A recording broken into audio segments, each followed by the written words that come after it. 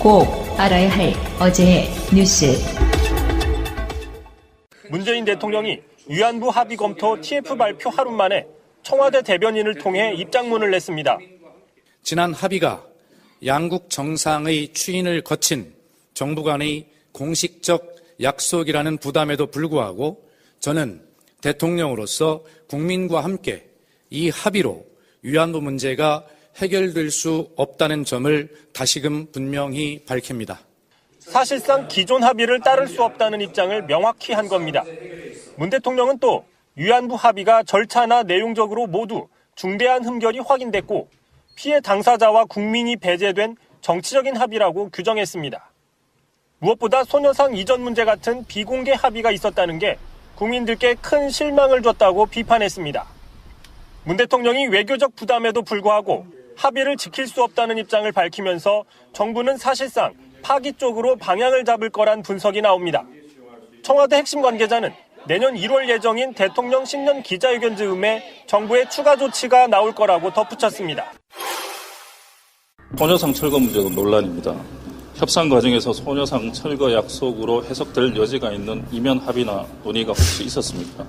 소녀상 이전 문제와 관련해서 한일 외교장관 공동 기자회견에서 발언한 내용이 있지 않습니까? 주한 일본 대사관 앞의 소녀상에 대해 관련 단체와의 협의 등을 통해 적절히 해결되도록 노력한다. 그 이상도 이하도 아닙니다.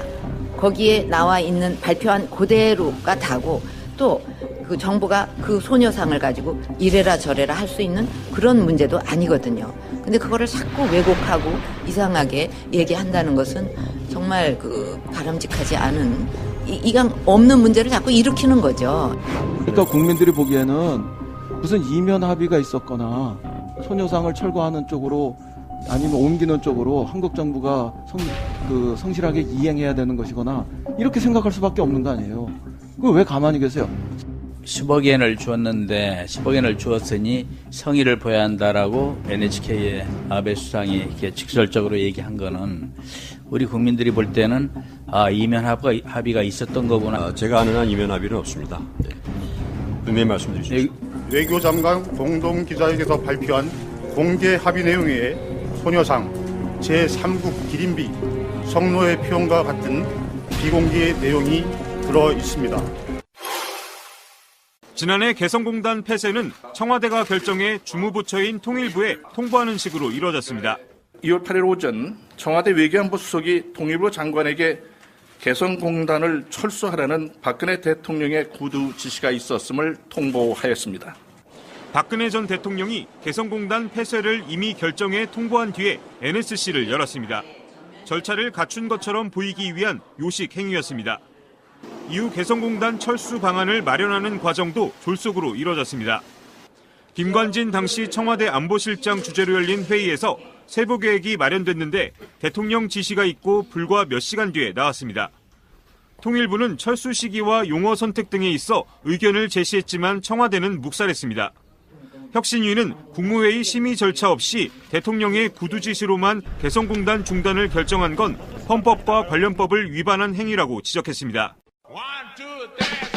방송 중간에 좋아요를 눌러주시면 새날팀들에게 큰 힘이 됩니다. 미리 감사합니다. 트위터가 진짜 언론입니다.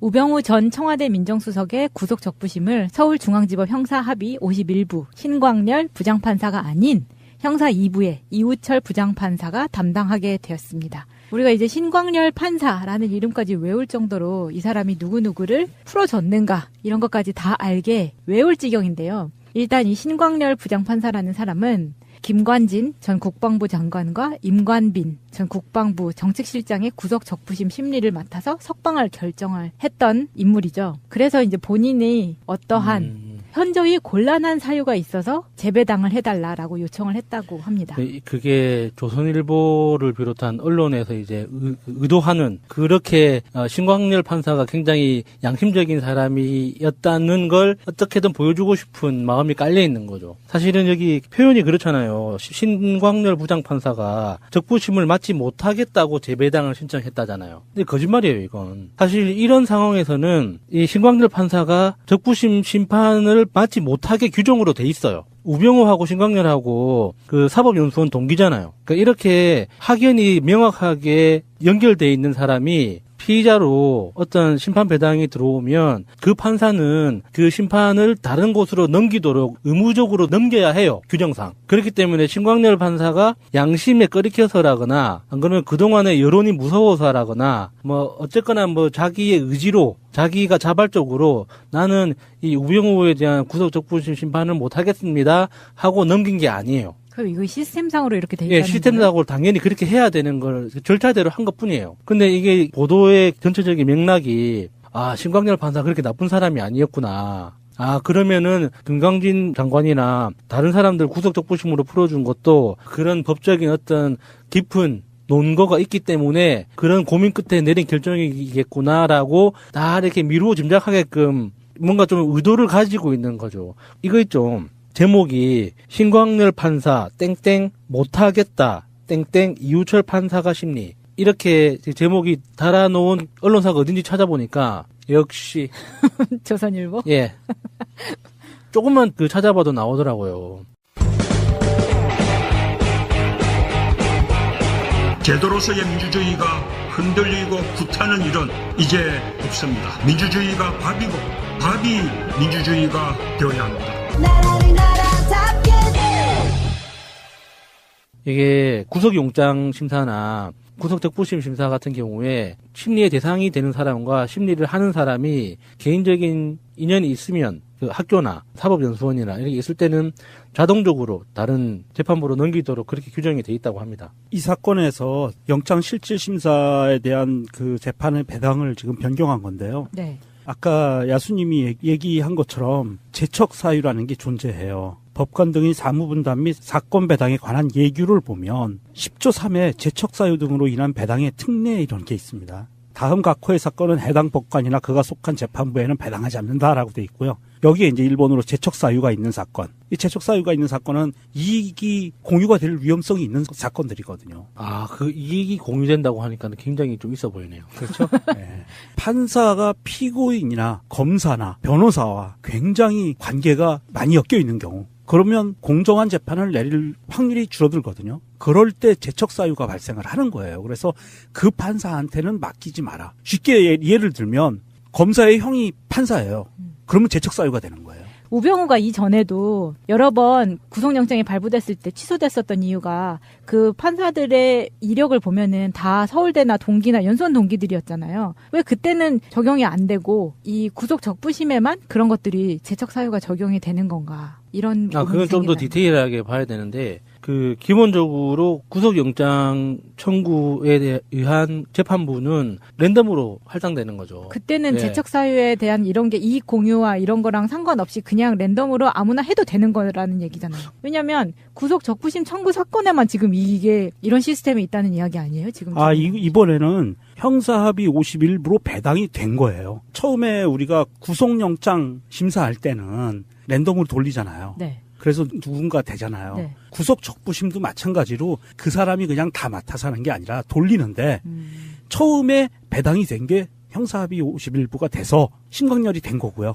됐는데 바뀐 거예요. 우병우와의 학력 경력이 이제 겹치니까. 언론에 나오는 거에 의하면 그래서 신광렬 부장판사가 못하겠으니까 바꿔주십시오라고 서면 요청을 해서 법원에서는 그래서 바꿔준 거다라는 말이 나오는데요. 그러면 그 전 구속영장 때는 왜 이런 시스템이 없냐는 게 저의 질문이었어요. 그렇죠? 맞아요. 네. 제척사유가 있어야 돼요. 거기에도 마찬가지로. 근데 그럼 그냥 판결이 나왔던 건가요, 그러면? 예를 들어서 구속영장을 청구를 했는데 기각된 게 2번 있었잖아요. 우병우가. 네. 예. 근데 그때 판사가 기각했던 사람들도 다 서울대 나오고 우병우의 선후배 근데 이제 그거는 기억하는데. 조금 애매한 게 서울대 나오고 사법연수원 선후배고 서울대 법학과 선후배고 이거는 너무 이익이 겹칠 확률이 너무 적어요. 그냥 이거는. 그러니까 만약에 대한민국의 법관들은 거의 대부분 서울대 출신들이 많으니까. 서울대 출신이라는 이유만으로 그렇게 재척을 하면 사실 판단할 수 있는 사람이 없죠. 거의. 그런데 이번에는 이 고향. 뭐 더 많이 겹쳐서?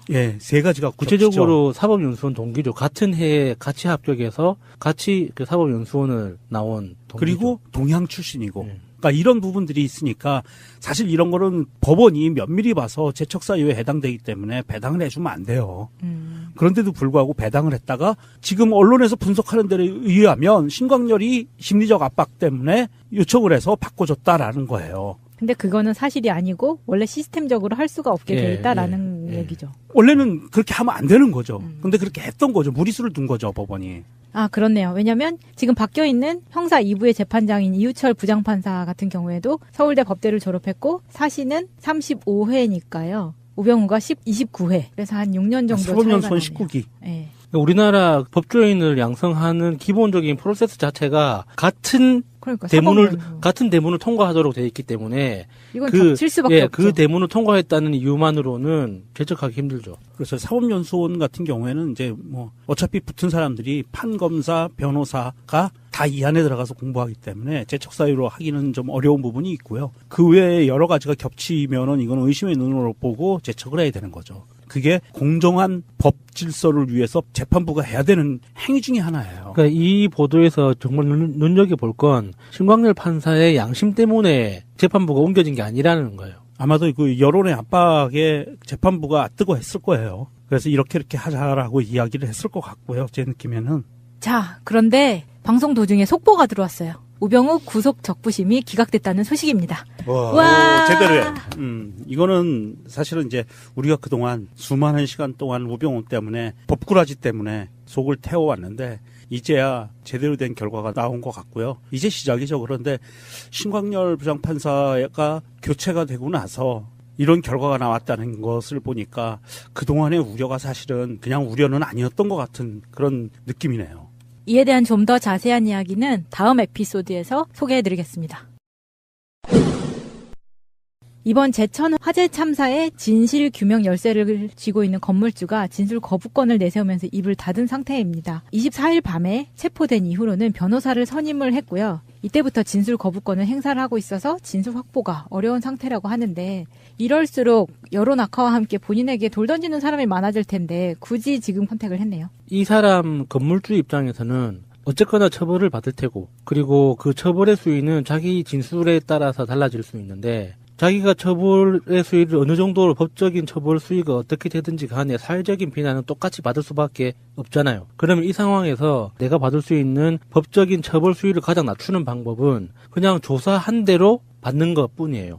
예를 들어서 자기가 여기서부터 이제 진술을 시작하면 도중에 멈출 수가 없어요. 왜냐면은 증거하고 수사기관에서 조사한 거하고 안 맞는, 그리고 진술하고 세 가지가 안 맞는 진술이 나오기 시작하면 그 진술을 또 그 검증하기 위해서 주변 사람들까지 수사를 확대해야 되거든요. 그러니까 그런 전체적인 수사 프로세스를 아는 사람이 조언을 해줬다고 치면 지금 이런 사건의 경우에는 진술 거부권이 그 묵비권 말하는 거죠. 예, 맞아요. 네. 그러니까 이 묵비권을 행사하는 게 가장 유리한 정황일 수도 있는 거예요. 자기가 그동안 하지 않은 것까지도 다 범죄에 들어가기 때문에. 이 건물주가 사실은 이제 이 핵심 키를 잡고 있는데 이분이 좀 중간에 오락가락했어요. 사다리 차에 의해서 구조가 된 사람이에요, 이 사람이. 이 사람이 1층에 있다가 불이 나니까 위로 올라가서 8층 옥상에서 대피를 했고 이때 민간 사다리 차를 타고 살출한 그 사람이라고 하더라고요. 그분인데 이분이 그 후에도 경찰이 조사 요청을 하니까 병원에서 치료 중이다라고 거부한 적도 있고요. 또 병원을 처음엔 제천으로 갔었다가 굳이 강원도 원주로 옮기더라고요.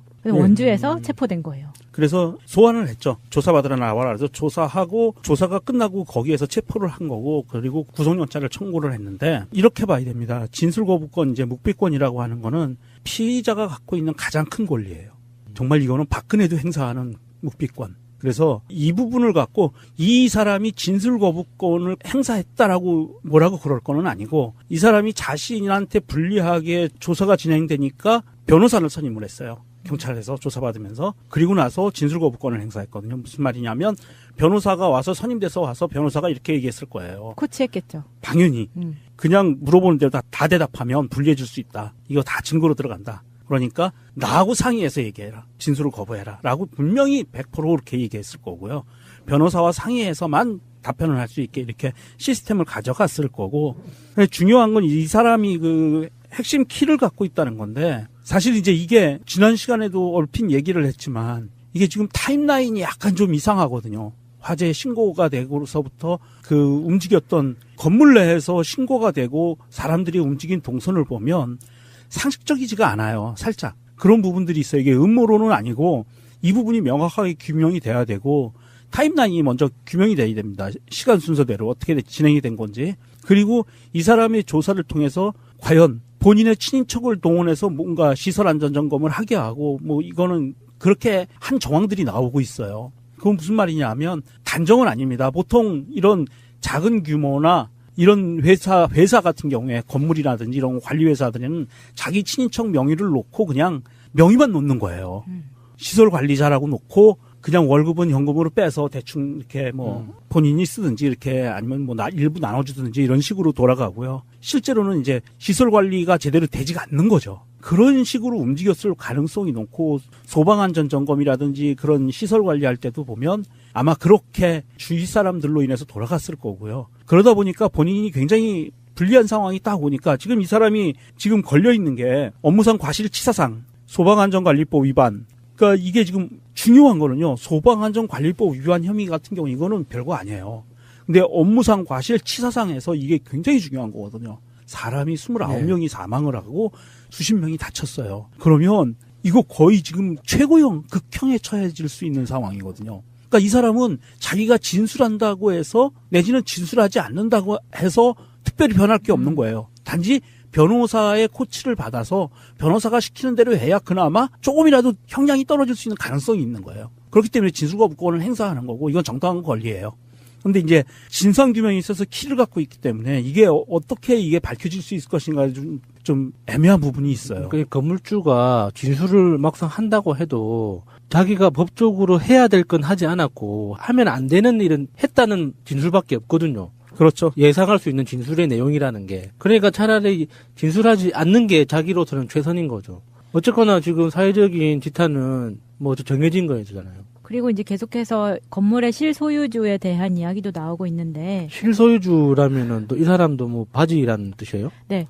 원래 이 소유주로 밝혀진 이 씨의 매형이 있죠. 자유한국당 도의원의 강현삼. 이 사람이 이제 실소유주라는 이야기가 있는데 왜 이런 이야기가 계속해서 나오냐면은 이 건물의 취득 과정에서 94%가 넘는 돈을 대출을 받아서 이 건물을 취득을 하게 돼요. 이 씨가. 야, 94%요? 네, 94%는 거의 없는 경우잖아요. 네. 그러니까 이 건물을 경매 받았을 때도 굉장히 싸게 경매를 받았고 그 경매 받은 금액이 싸게 한 게 27억인데 그중에서 25억을 대출을 받은 거예요. 근데 이 사람은 1억 원 정도의 아파트에 거주를 하면서 작은 빵집을 하는 사람이거든요. 과연 이 사람이 정말 실소유주일 것이냐라는 의문이 계속 생기는 거죠. 충분히 그런 의심을 받을 만하네요. 이제 한겨레가 도의원에게 통화를 했는데 이 도의원 말은 절대 내 것이 아니다. 괜한 오해라고 선을 걷다고 한겨레는 나오고 있네요.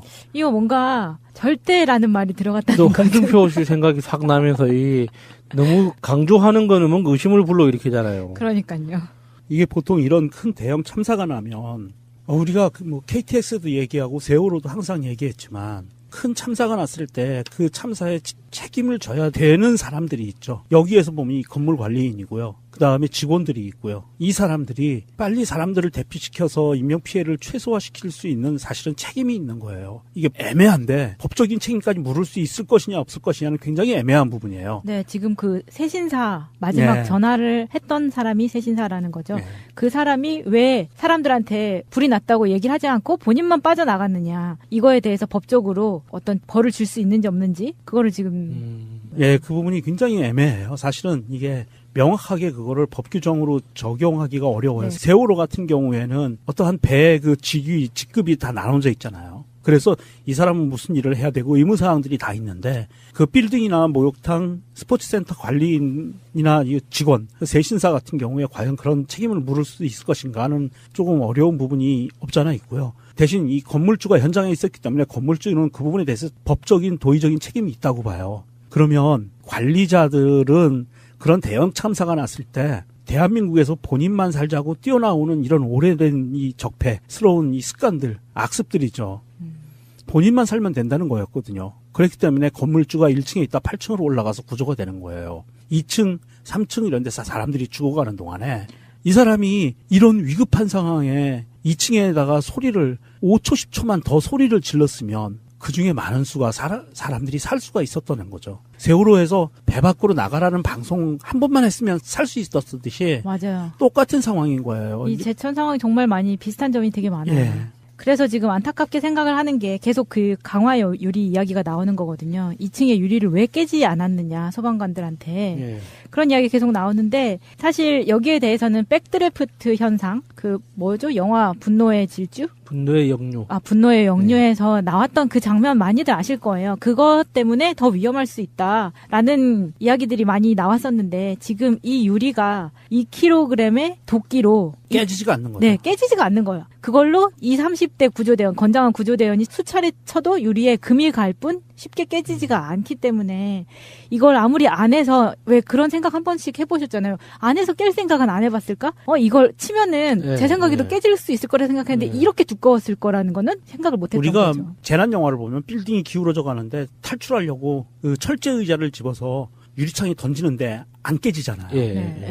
그런 거예요. 그렇게 강화 유리로 해서 혹시 모를 누군가 추락하거나 이럴 수 있는 사고를 미연에 방지하기 위해서 깨지지 않는 강화 유리를 놓거든요. 보통은 그래요. 그런데 제가 초기부터 정말 안타까웠던 게 뭐냐 하면 우리 사우나 가보셨잖아요, 다들. 사우나 가면 어떻게 돼 있어요? 창문 이렇게 열게 돼 있는 사우나 있나요? 없죠. 없죠. 네, 다 막혀 있어요, 사우나는. 그리고 내장이 다 나무로 돼 있잖아요. 대부분. 사우나는 나무도 많이 돼 있고. 나무로 많이 돼 있죠. 그렇기 때문에 이게 막혀 있다는 거예요. 인테리어를 해서 원래 창문이 열리는 곳이라도 인테리어를 해서 막아놓는다는 얘기죠. 밖에서 보이지 않게 하기 위해서 또 보온을 위해서 냉난방을 위해서 막거든요. 그런 시스템으로 돼 있기 때문에 지금 이거는 정말 이 건물주도 건물주지만 이거는 법 규정을 바꿔야 돼요. 소방안전법이라든지 기타 여러 가지 법률들을 정비를 해서 안전 위주의 법률을 전체적으로 손을 봐야 되는 상황이 온 거예요. 지금 세월호 때문에 사람들이 안전에 굉장히 예민해져 있는데도 불구하고 우리 허를 찔린 겁니다. 이번에 제천 사고가 난 건물의 이중 유리 두께가 22mm라고 하잖아요.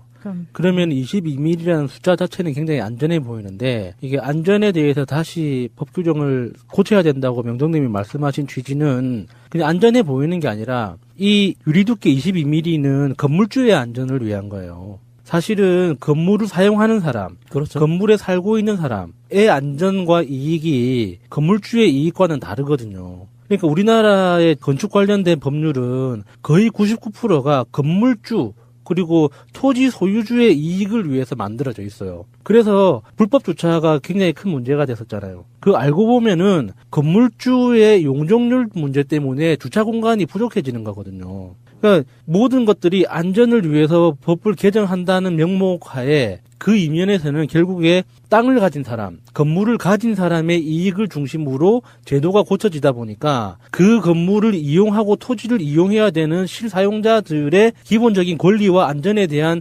예방책이 도외시되는 거예요. 그러니까 결국에 그 사람들은 불법 주정차 말고는 생활할 수 있는 방법이 없는 거죠.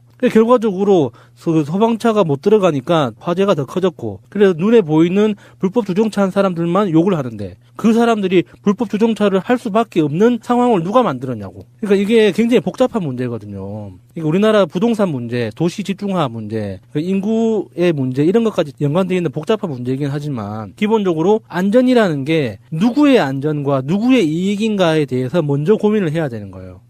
여기에 그 보도에 나온 것처럼 22mm라는 굉장히 두꺼운 유리가 안전하게 느껴지잖아요. 근데 실제로는 사용하는 사람들한테는 절대 안전한 게 아니라는 뜻이죠. 이게 화재 시에 대피할 수 있는 방법이 없었던 거예요. 이 건물 자체가 옥상은 불법 증개축으로 인해서 연기가 빠져나갈 공간이 없이 막혀져 있었고 그 유독가스가 1층부터 올라오기 시작을 하는데 계단을 통해서 복도를 통해서 들어오다가 이 목욕탕 안으로 이게 건물에 꽉 찬 거예요. 그러니까 연기 자체가 역류 현상이 벌어진 거예요. 위로 쭉 올라가잖아요. 그래서 쫙 그냥 차버린 거예요. 그리고 이제 출입문도 슬라이딩 도어식으로 돼 있어서 고장나고 잘 찾지 못하니까 그 문을 찾지를 못해서 거기서 피해가 많이 일어났다고 하는데, 일본 같은 경우에는 2층 이상 건물 유리창에는 빨간색으로 역삼각형 표시를 해놓고 탈출용 유리창이라고 표시를 한다 그래요. 그 유리창은 그러니까 두껍기가 비상용 망치로 때렸을 때 깨질 수 있을 만하게 만든다고 하는데, 우리도 이런 법은 좀 어떻게 적용시킬 수 있지 않나. 그렇죠. 이게 안전이 이제 야수님이 얘기한 것처럼 잘 깨지지 않는 강화 유리는 안에 있는 사람들이나 시설이 혹시 밖으로 추락할 위험성을 방지하기 위해서 튼튼한 거를 만드는데, 지금의 사고를 보면 사람이 빠져나가야 되는 상황이면 못 빠져나간다는 또 이런 모순이 생기는 거예요. 그래서 일본이 채택하고 있는 이런 깨질 수 있는 공간을 만들어준다는 거죠. 사람이 깨고 나갈 수 있는 공간을 만들어준다는 거예요. 이거 굉장히 중요한 거라고 보거든요. 제가 예전에 다녔던 회사가 33층에 있었는데 그때 그 건물이 한 40 몇 층까지 있었거든요. 근데 그땐 초창기에는 창문을 열 수 있게가 돼 있었어요. 그런데 나중에 그 창문을 건물 자체에서 다 밀폐시켜 버리더라고요. 창문은 다 있는데 그걸 아예 열지 못하게 다 접착시켜 버리는 거예요. 왜냐하면 중앙에서 통제가 안 되니까. 그렇죠. 그런데 그걸 생각해 보면 지금 이런 상황에서는 안에서 불이 났을 때 방법이 없는 거예요.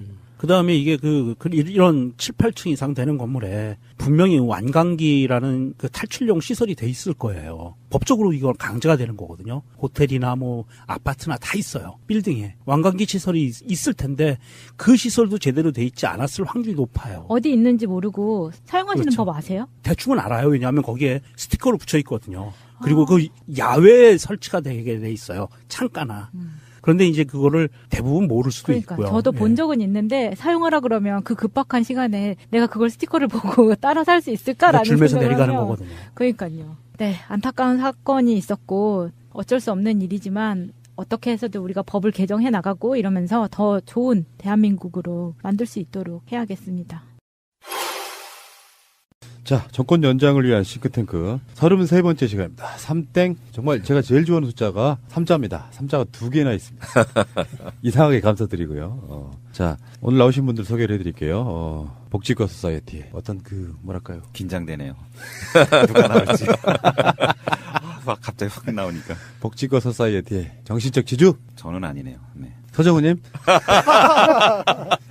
제가 정신적 지주까지 되나요? 네. 고맙습니다. 복지과 소사이어티 서정우입니다. 사실 운영위원장님이나 공동대표님이 끌어가는 건 아니에요. 모든 일은 구성원들이 끌어가는 것이죠. 그래서 서정우님은 정신적 지주시고요. 정권 연장 싱크탱크의 사실상의 모든 것. 출연분은 5분밖에 안 됩니다만. 자, 어쨌든 서정우님. 50분 같은 5분. 예, 네. 감사드리고요. 자, 다음에 복지과 소사이어티의 실소유주. 다스가 생각나네요. 복소는 누구 겁니까? 서정우 겁니다. 자, 서정우님 한 번 더 소개해드릴까요? 실소유주 서정우입니다. 네. 자, 복지과 소사이어티의 나머지 분들은 소개를 생략하도록 하겠습니다. 자, 이상희 공동대표님. 네, 이상희입니다. 이상구 운영위원장님. 네, 반갑습니다. 이상구입니다. 네. 그리고 물론 이따가 다시 뵙겠습니다만 오늘의 핵심 코어라고 할 수 있는 바로 그런 분 먼저 소개를 해드리겠습니다. 제가 한번 모시고자 나름대로는 그 리스트에 보관하고 있던 바로 그런 분이십니다. 정창수 나라살림연구소 소장님, 어서 오십시오. 네, 안녕하십니까. 예, 어서 오시고요. 이따가 자세한 소개는 다시 하겠습니다. 우리가 이제 치울 건 치워야죠. 자, 퀴즈맨. 예, 바로 시작하겠습니다. 지난주에 그 영화 감독, 돌푸드가 이제 영화 감독과 지인들을 이제 고소하는 얘기까지 했는데요. 자, 그래서 어떤 블로거가 막스라는 햄버거 가게에 가가지고 주문을 했는데 주문 상품에, 식품에 그 돌푸드가 공급하는 바나나가 들어있던 거예요. 그래서 이 블로거가 이 막스라는 회사인데 CEO한테 편지를 씁니다. 어떻게 이 막스 같은 스웨덴 회사가 돌푸드 같은 악덕 기업의 음식을 갖다 쓸 수 있느냐 그랬더니 막스가 일주일 후에 답변을 합니다. 앞으로 공급 안 하겠습니다. 이렇게 하는 거죠. 그랬더니 이제 경제면에 신문이 나고 경제에서 신문이 나니까 국회에서 이제 상영을 합니다. 상영을 했더니 돌이 또 그 국회의원들 전부 고소합니다. 그러니까 이제 국민들이 불매운동을 하고요. 그렇게 되니까 이제 국회의원들이 그 유통점을 전부 소집을 합니다. 돌푸드를 취급하는 유통점을. 소집을 해갖고 회의를 딱 하려고 했는데 돌푸드에서 연락이 와요. 앞으로 조심하겠습니다. 그리고 전부 고소했던 걸 취하하겠습니다. 그리고 결론이 끝나는 얘기였습니다. 좀 가볍게 해보려고 그랬는데. 자, 지난주 문제. 2014년 지방선거에서는 새누리당이 50%대의 득표율로 부산시, 울산시, 경상남도에서 90% 이상의 의석을 차지했습니다. 울산의 예를 들면 새누리당은 55%를 득표했지만 95%의 의석을 차지했고 2위를 한 새정치민주연합은 24%의 득표를 했지만 4.5%의 의석을 얻는데 그쳤습니다. 이처럼 한국의 광역지방의회 선거는 표의 등가성을 심각하게 훼손하고 있는데 이 문제점이 심각한 선거 방식은 무엇일까요? 정답은 소선거구 제도. 좀 반대되는 게 이제 정당 명부식 영동형 비례대표 제도라고 볼 수가 있겠죠.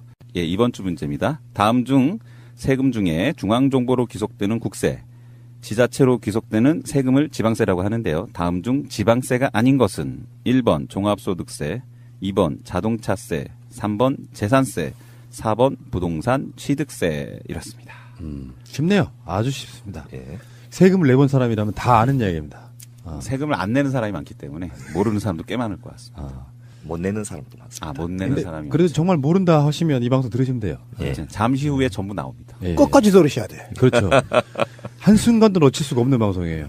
피와 땀이 되는, 아니지. 우리가 살림살이에 피와 살이 되는. 예. 피와 살이 되는. 피와 살이 된다고? 예. 맞네. 예. 자, 그러저런 이야기들을 오늘 굉장히 중요한 방송입니다. 여러분들. 광고 듣고 와서 다시 시작하겠습니다.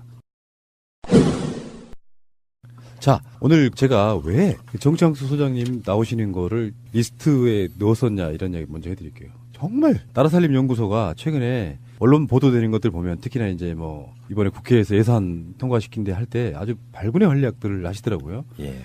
아, 그래 저분 한번 모셨으면 좋겠다는데 정권 연장 싱크탱크에서 결국은 뵙게 되네요. 자, 정창수 소장님 정말 반갑고요. 네, 반갑습니다. 예, 혹시 팟캐스트는 좀 들으시나요? 많이 듣지 못하고요. 예. 오다 가다가 한 번씩 정도 들어본 것 같습니다. 그러니까 팟캐스트 들으시는 분들보다 소장님 같은 분들은 바쁘셔가지고 들을 틈이 없죠. 저도 마찬가지로 다른 팟캐스트를 전혀 듣지를 못합니다. 바쁘다는 증거입니다. 예. 아니, 이제부터 새날은 좀 들어주십시오. 자, 문영위원장님. 예. 소장님하고 어떤 인연이 좀 특별히 깊으시다고요? 예, 일단 제가 성함은 오래전부터 들었고 있었지만은 직접 만나서 같이 일을 하게 된 것은 2010년 지방선거 이후입니다. 그때 무상급식이 하도가 되면서 진보적인 지방자치단체장들이 많이 당선됐는데요. 그때 이제 서울시에 민주당 의원들이 이제 다수가 되었습니다. 그래서 서울시에서 시의회에서 발주를 해가지고 서울시의 재정분석 연구를 하게 됐는데 그때 이제 소장님과 같이 일을 하게 되면서 알게 되었고요. 이후에 또 역동적 복지국가의 길을 나는 책을 소장님하고 같이 해서 내기도 되었습니다. 지금은 소장님이 중심이 돼가지고 우리 복지국가 소사이티나 참여연대나 환경운동연합이나 또 국회 시민정치 포럼 같은 여러 단체들이 같이 참여하는 나라살림 네트워크라는 이 재정을 연구하는 모임을 결성해가지고 예산과 재정을 분석하는 작업을 깊이 있게 하고 있고 또 그것을 위한 전문가들을 계속해서 교육하고 양성하는 그런 일도 같이 하고 있습니다. 속히 말하면 어떻게 보면은 경쟁업체 아니에요? 비슷하지 않아요? 아닙니다. 우리나라에 정말 재정을 중앙정부 재정이나 지방정부 재정을 깊이 있게 연구한 단체가 꼭 있어야 되겠다는 생각이 다들 진보 진영 내에서 간절히 했는데 정 소장님이 그 역할을 지금 20년 넘게 꾸준히 하고 계시기 때문에 저희는 오히려 도움을 주고받는 그런 상부상조하는 관계라 봐야 되겠죠. 그렇군요. 예. 그럼 뭐라고 해야 되나요? 경쟁업체가 아니고. 협력업체. 협력업체. 그리고 이제 하나만 더 제가 얹자면은 새가 나른다의 다 계열사. 그렇습니다. 맞습니다. 자, 농담이었고요. 아니, 맞아요.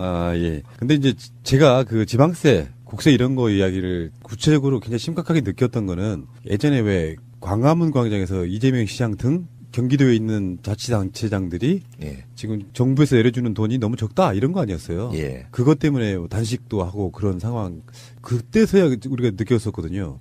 실질적으로 지방자치가 되려면 정부에서 내려주는 돈이 너무 적다. 예산권을 갖고 있지 못하니까 실질적인 자치가 안 되는 부분도 있고 또 한편에서는 지방자치단체들이 너무 돈 씀씀이가 좀 해프다. 뭐 이런 식의 이야기도 있는 거예요. 예, 다 있습니다. 예, 그런 측면들이 있기 때문에 오늘은 그런 이야기들을 중점적으로 뭐 일장일단 장단점 이런 것도 좀 얘기를 해야 될 것 같고요. 근데 이제 지금 아까 서정우 님도 좀 그런 부분이 있었지만 국세네, 지방세네 이런 부분이 굉장히 애매하고 잘 모르는 분들 많아요. 거기에 대한 좀 개괄적인 이야기를 좀 해주시면 안 되시겠습니까? 그러니까 뭐 국세는 그야말로 나라에서 걷는 것이고 지방세는 지방자치단체가 걷는 건데요. 지금 사실 분권 얘기하면서 저는 논란이 되고 있는 뭐 국세 대 지방세 비율 요즘 얘기하지 않습니까? 근데 그거는 사실은 좀 부차적인 문제라고 생각합니다. 예를 들면 영국 같은 경우에는 지방세가 4% 정도밖에 안 되거든요.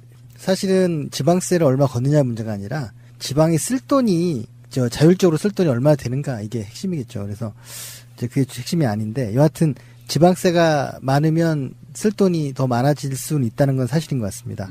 지금 국세는 지금 현재 작년도 172조 정도, 지방세가 한 64조 정도 거치는데요. 지금 세금 종류는 합쳐서 각각 14개, 15개 정도 되는데 국세에서 제일 많은 거는 뭘 것 같습니까? 우리가 항상 맨날 간접세가 많다 맨날 그러잖아요. 부가가치세지? 아닙니다. 이제 작년부터 소득세가 됐고요. 그 부가세가 2등이고 3등이 법인세인데 사실 우리나라가 굉장히 부가세도 낮은 나라예요. 세금 전체가 낮은 나라지만 부가세가 지금 OECD 평균이 19%거든요. 근데 우리가 10이니까 실효세는 10도 안 되고. 근데 여하튼 국세는 소득세, 부가세, 법인세, 그다음에 놀랍게도 네 번째는 교통에너지 환경세예요. 기름에서 나가는 거. 그게 엄청 많죠. 예. 그게 13조 정도 되는데 그거를 해가지고 환경을 망친 거에 대해서 보수하는 게 아니고 다 그거 갖다가 도로 깔죠. 근데 이제 드디어 또 세상이 변하다 보니까 지금 이 교통세가 심각한 위기에 봉착했습니다. 차가 기름을 안 떼면 어떻게 될까요? 지금 사실은 SOC의 진짜 위기는 거기에 지금 오고 있는 건데 지금 사람들이 잘 분위기 파악을 못하고 있는 것 같고요. 지방세로 가면 주로 부동산에 관련된 게 많았습니다. 그래서 취득세가 제일 많은데요. 두 번째로 많은 건 요즘 놀랍게도 지방소득세라는 게 두 번째로 많아졌습니다. 예전 재산세였는데 그게 제가 볼 때는 이제 경제 구조가 바뀌고 있는 것 같아요. 옛날에는 부동산에서만 나왔는데 지역에서 고용을 창출을 많이 하면 그만큼 이제 지방소득세 거치는 거니까 그런 차원의 소득세 두 번째고 세 번째 재산세, 네 번째 자동차세입니다. 그래서 그런 게 지금 중앙과 지방의 세금이다 이렇게 말씀드릴 수가 있습니다. 그러니까 전체적으로 보면 이 세수는 국세가 월등히 많지만은 국세 중에서 이제 그 지방 교부세나 각종 보조금이나 또 교육재정교급이나 이런 걸 통해 가지고 지방으로 가는 것은 합쳐서 한 181조 정도 된다는 거죠. 지방재정의 총 규모가. 네, 그래서 지방세 자체는 한 65조 정도밖에 안 되지만은 지방정부가 쓰는 돈은 181조니까 전체 그 작년 같은 경우에 국가예산이 400조였지 않습니까? 근데 그 중에서 181조를 지방정부에 쓴다면 한 지방정부에서 사용하는 게 45% 정도를 쓴다 이렇게 보면 되니까 적지 않은 규모인 거죠. 근데 그 400조라고 하는 게 그게 연금, 기금 지출이 다 포함된 거 아니에요? 네, 맞습니다. 그럼 그거는 사실은 정부가 유도리 있게 쓸 수 있는 게 아니라 원래 주도록 되어 있는 거, 법에 따라 주도록 되어 있는 거 주는 거니까 그걸 다 빼고 나면 사실은 지방정부가 쓰는 게 훨씬 더 덩치가 크겠군요. 네, 크죠. 문제는 그렇게 또 내버려 두지 않고 조건을 걸어서 주면서 보조금 같은 경우에 매칭이 평균 60% 정도 됩니다. 그러니까 60을 주면 40을 지방이 메꿔야 되는 그런 상황이어서 그것 때문에 사실 지방 재정이 어렵다는 얘기가 나오고 있습니다. 그 교부금 그게 그거죠. 교부금이 너무 적다. 실제로 우리가 자립할 수 있는 여건이 안 된다. 이런 것도 있고. 그러니까 지금 경기도면 경기도 자체에서 자립도가 높은 데가 있고 낮은 데도 있고 또 전체적 광역시로 보면 서울이나 울산 등은 높은 반면에 또 어떤 시도는 굉장히 낮고 이런 어떤 불균형이 굉장히 심한 거죠. 지금 상태에서는. 네. 근데 교부세는 사실은 지금 굉장히 큰 문제가 있는 제도인데요. 뭐냐면 부족한 돈을 메꿔주는 게 교부세거든요. 그러니까 이 기본 행정 수요에서 부족한 돈을 메꿔주는데 문제는 똑같이 메꿔준다는 거예요. 그러면 지방자치단체가 열심히 일할 필요가 없겠죠? 열심히 일해서 자체 수입을 늘리면 중앙에서 오는 지원이 줄어드는 거예요. 왜 이렇게 이런 설계를 했을까? 저는 기계적인 평등 뭐 이런 것 때문에 그러지 않았을까 싶기도 한데 그것 때문에 오히려 지방이 더 예산을 많이 쓰려고 하는 그래서 낭비 얘기가 많이 나오는 것 같아요. 보도블록 없는 거. 네, 그래서 그걸 전문가들이 교부세의 역설이라고 합니다. 아, 그렇군요. 우리가 이 시점에서 좀 살펴봐야 될 것은 지방정부는 항상 쓸 돈이 없다 이렇게 이제 우는 소리를 하는데 그 실제로 재정 자립도는 굉장히 낮습니다. 그리고 광역에서 기초로 갈수록 또 도시에서 농촌을 갈수록 점점 낮아지는데 재정 자립도는 낮지만은 재정 자주도는 그렇게 낮지 않다. 이런 부분을 일반 국민들도 잘 모르고 또 지방정부에서도 이야기를 잘 안 해요. 예, 그 이야기가 저는 굉장히 중요하다고 두 개의 생각합니다. 개념이 어떻게 다른지 우리 정 소장님이 한번 청취자들 위한 방송이니까. 예. 재정 자립도는 그냥 전체 일반 회계에서 자체 수입입니다. 그러니까 당연히 그거는 지방세가 적고 하니까 당연히 낮죠. 평균 농촌으로 갈수록. 예. 네. 농촌으로 가면 뭐 10% 남짓 되고 근데 평균으로 해도 이제 뭐 40% 정도밖에 안 되는데 자주도라는 건 뭐냐면 아까 말씀드린 교부금, 교부세. 그러니까 조건으로 주는 돈. 이게 늘어나니까 그걸 얹어주니까 그 재량으로 쓸 수 있는 돈이 얼마냐 했을 때는 평균 이제 70에 육박을 하게 돼서 강남구가 80이 안 되거든요.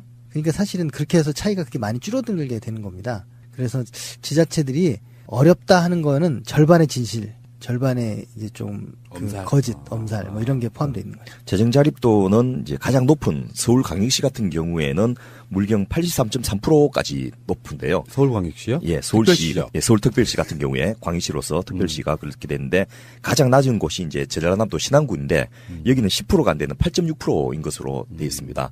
그러니까 엄청난 차이죠. 그런데 앞서 말씀드렸던 여러 가지 교부금이나 이런 걸 통해 가지고 이제 실제로 쓸 수 있는 자주도 부분에 있어서는 전국 평균이 재정 자립도가 52.5%인데 재정 자주도는 74.2%. 그러니까 거의 한 75% 정도는 지방 정부가 마음만 먹으면 쓸 수 있다는 거죠. 그래서 특정한 도시 같은 경우 굉장히 복지 정책을 많이 하는데 또 어떤 데서는 예산은 많은데 맨날 도로만 깔고 돈은 없다 막 이런 이야기를 계속해서 반복하는 이런 식의 것들이 통일된 이유가 국민들에게 재정 자립도와 재정 자주도의 차이를 이야기 안 하면서 그로 이제 음살 피우고 자기 잘못이 아닌 것으로 면피하려고 하는 이런 부분이 있지 않겠나 싶습니다. 재정 자주도 자꾸 자립도 얘기하는 사람들은 모르거나 아니면 자꾸 정치나 행정에 불신을 좀 주려고 하는 일부러 그러는 거죠. 그런 것 같습니다. 저도 지방에 강연하러 다니면 제가 보편적 복지 이런 거 이제 중요하다, 뭐 일자리도 만드는 것도 중요하고 이런 이야기를 하면요. 우리 재정 자립도가 얼마인 줄 아냐고, 우리 뭐 겨우 20%도 안 된다고 그러고 막 음살을 부리거든. 네. 그런 경우는 사실은 자기네들이 잘못하고 있는 걸 면피하려고 하는 정치적 발언일 가능성이 큰 거죠. 그렇습니다. 제가 아주 극명한 예를 우리 회원이 이제 지금 출마해서 활동을 하고 있는 전라남도 구례군을 한 예로 들어보고 싶은데요. 거기에 강연 요청을 받아서 가가지고 이렇게 강연하기 전에 쭉 그 지역의 재정을 분석을 해봤는데 구례 인구가 줄어갖고 지금 27,000명 정도밖에 안 됩니다. 3만 명이 안 되는 거죠. 그런데 추경 예산까지 다 합치니까 물경 3,260억을 쓰더라고요, 연간. 그래서 그거 1인당 나누니까 결산 기준으로 한 1,192만 원, 1,200만 원 정도를 1인당 쓰고 이 4인이 아니고 요즘 2.4인이죠. 평균 가구 원수가. 가구당으로 나누니까 2,740만 원. 거의 한 가구당 3천만 원씩 쓰는 거예요. 그런데 그 구례 국민 아무나 붙잡고 물어봐도 구례군에서 3천만 원 받았다는 이야기 아무도 안 하거든요. 근데 그 모든 예산의 가장 기본은 공무원들의 인건비 아니에요? 그래서 제가 이제 그걸 또 세부 내역별로 분석을 해봤어요. 그래서 일반 공공행정이라고 하는 게 인건비라든지 여러 가지 필수 유지 비용에 관련된 건데 그거는 뭐 어디나 다 비슷하게 한 10% 됩니다. 그런데 이제 다양하게 무슨 교육이라든지 또 도로라든지 뭐 수송교통이라든지 그 국토개발이라든지 농촌 산업개발이라든지 이런 걸 다 묶어가지고 실제로 주민생활에 쓰는 비용은 넓게 잡아도 30%가 안 되고 구례 같은 경우는 20%도 많요. 그런데 넓은 의미로 토목 건설과 관련된 거. 예를 들면 상하수도 이것도 사실은 토목 사업이지 않습니까? 심지어는 도서관 건설도 건설 사업이에요. 도서관에 무슨 책 사주고 이런 게 아니거든요. 도서관 짓는 비용이에요. 그러니까 건축과 관련된 게 거의 70%가 가까이 되는 이런 식이니까 뭔가 짓기는 엄청나게 많이 짓고 건설업자들은 돈을 버는데 지역 주민한테는 달라질 게 별로 없는 거죠. 제가 우리 정 수사님께 하나 여쭤볼 게 있는데요. 예산 전문가 입장에서 아주 솔직하게 이야기를 해주셨으면 좋겠다 싶은 건데 제가 뭐 우연히 자료를 보다가 전라북도가 박정희 정권 이래로 지난 40년 동안 공무원 숫자 있지 않습니까? 전라북도 공무원 숫자를 보니까 진짜로 거의 직선으로 쫙 이렇게 늘어나요. 공무원 숫자가. 그런데 인구는 정반대로 줄어들어요. 그 인구는 급속하게 줄어들었는데 공무원 숫자는 급속하게 늘어나는 거예요. 지난 40년 동안. 이게 지금 정상인 건지 재정 측면에서 따져볼 필요가 있을 것 같아서. 공무원만 늘어나는 게 아니고요. 예산도 같이 늘어납니다. 그 광역하고 기초 예산을 합쳐가지고 주민 1인당으로 나눴을 때 제일 많은 데가 어딜 것 같습니까? 농촌 지역이겠죠. 그렇겠죠. 네. 근데 잘 모르는 분들은 서울, 울산 이러거든요. 근데 1인당으로 따지면 서울은 지금 320만 원인데 광역 기초 합쳐서 전남은 870만 원이에요. 거의 3배네요. 그죠? 그리고 제가 놀랬던 건 2등은 잠깐 강원도가 지금 끼어들었는데 올림픽 때문에 경북이에요. 그러니까 뭔가 느낌이 오지 않습니까? 그게 농촌 지역이고 진짜 그게 인구 적은데요. 아니 왜 전남과 경북이냐? 아 그건 알겠다. 정치 세력이 완고하게 버티고 있는. 그러니까 맞네. 지역 구도를 이게 87년 체제라고 그러잖아요. 그 저는 이제 해방 이후부터 쭉 분석을 해봤는데 그 지역 구도 때문에도 생긴 거잖아요, 사실은. 87년 체제가. 맞네요. 근데 88년에 의회가 새로 세팅되면서 이미 그 문제가 해결돼 버린 거예요. 80년대엔 물론 차별이 있었는데 딱 의회에 진입하는 순간. 그래서 저는 오늘도 어디 가서 그 얘기를 했는데 우리가 어떤 목적을 갖고 선거를 해서 이기면 그 과정에서 이미 문제가 대부분 해결된다. 그래서 당선돼서 의회에 진입하는 순간 우리는 새로운 과제를 고민해야 되는데 그런 거를 사람들이 잘 모르고 과제 해결 안 된 거로 착각한다. 지역구도는 이미 그때 해결된 건데 계속 그걸 끌고 온 거지 20년 넘게. 저도 질문이요. 제가 평상시 때 궁금했던 거예요. 이거는 얼마 전에 방송에 나갔는데 그 국민의당 이용호 정책위 의장이 이번에 예산하면서 자기 지역에 민원 들어주고 뭐 이런 부분이 있었다. 장제원의 폭로에 의하면은 원내대표들이 뭐 갈라먹기 했다. 뭐 더불어민주당 원내대표만 자기 지역에 못 가져갔다 뭐 이런 식의 얘기가 있었잖아요. 나는 그 가끔씩 궁금할 때가 있는 게 물론 지역구원들이 자기 지역에 SOC 예산이 아니라도 뭘 따가는 거 아주 나쁘다고는 생각하지 않아요. 자기 입장에서 보면. 근데 지역구 의원들이 예산을 따로 따가는 게 저는 웃기다는 거예요. 국회의원들이 오히려 법을 만들거나 예산을 집행하거나 이런 정도까지 할 수 있는데 실질적으로 국회의원이 그렇게 로비를 하지 않으면 특정 지역에 예산이 안 내려가는 구조가 더 이상해 보이거든요. 네. 오히려 그게 이상한 게 아니라 사실은 그게 착시이고 착각이에요. 그 의원들이 가져가는 예산이 별로 없어요. 이제 우리가 그 농담으로 하루짜리 예산이라고 그러거든요, 그걸. 이번에 SOC 4조 4천억 줄였는데 1조 2천억 살려냈잖아요. 그게 뭐냐면 4조 4천억 중에 4조가 이월되고 불용되고 이런 거였어요. 그러니까 SOC를 지금 줘도 못해요. 그러니까 실제로 지출구 조정을 한 게 아니라 그냥 항상 못 쓰던 돈을 그냥 숫자를 줄여놓은 거거든요. 결산을 반영해서. 불량예산? 네. 그런데 그중에 1조 2천을 살려낸 건데 결국 못 쓸 돈이에요. 대부분. 저희가 다 분석해놨는데 그래서 그냥 하루 정도 모양 내는 예산인 거고요. 결국 이번에 호남 쪽에 많이 가져갔잖아요. 국민의당이 그 예산국회에서 협상에 응해주면서 많이 가져갔는데 그중에 상당 부분 SOC 예산은 결국 올해 못 쓰고 불용될 가능성이 많다 이 말씀이잖아요. 네, 그렇죠.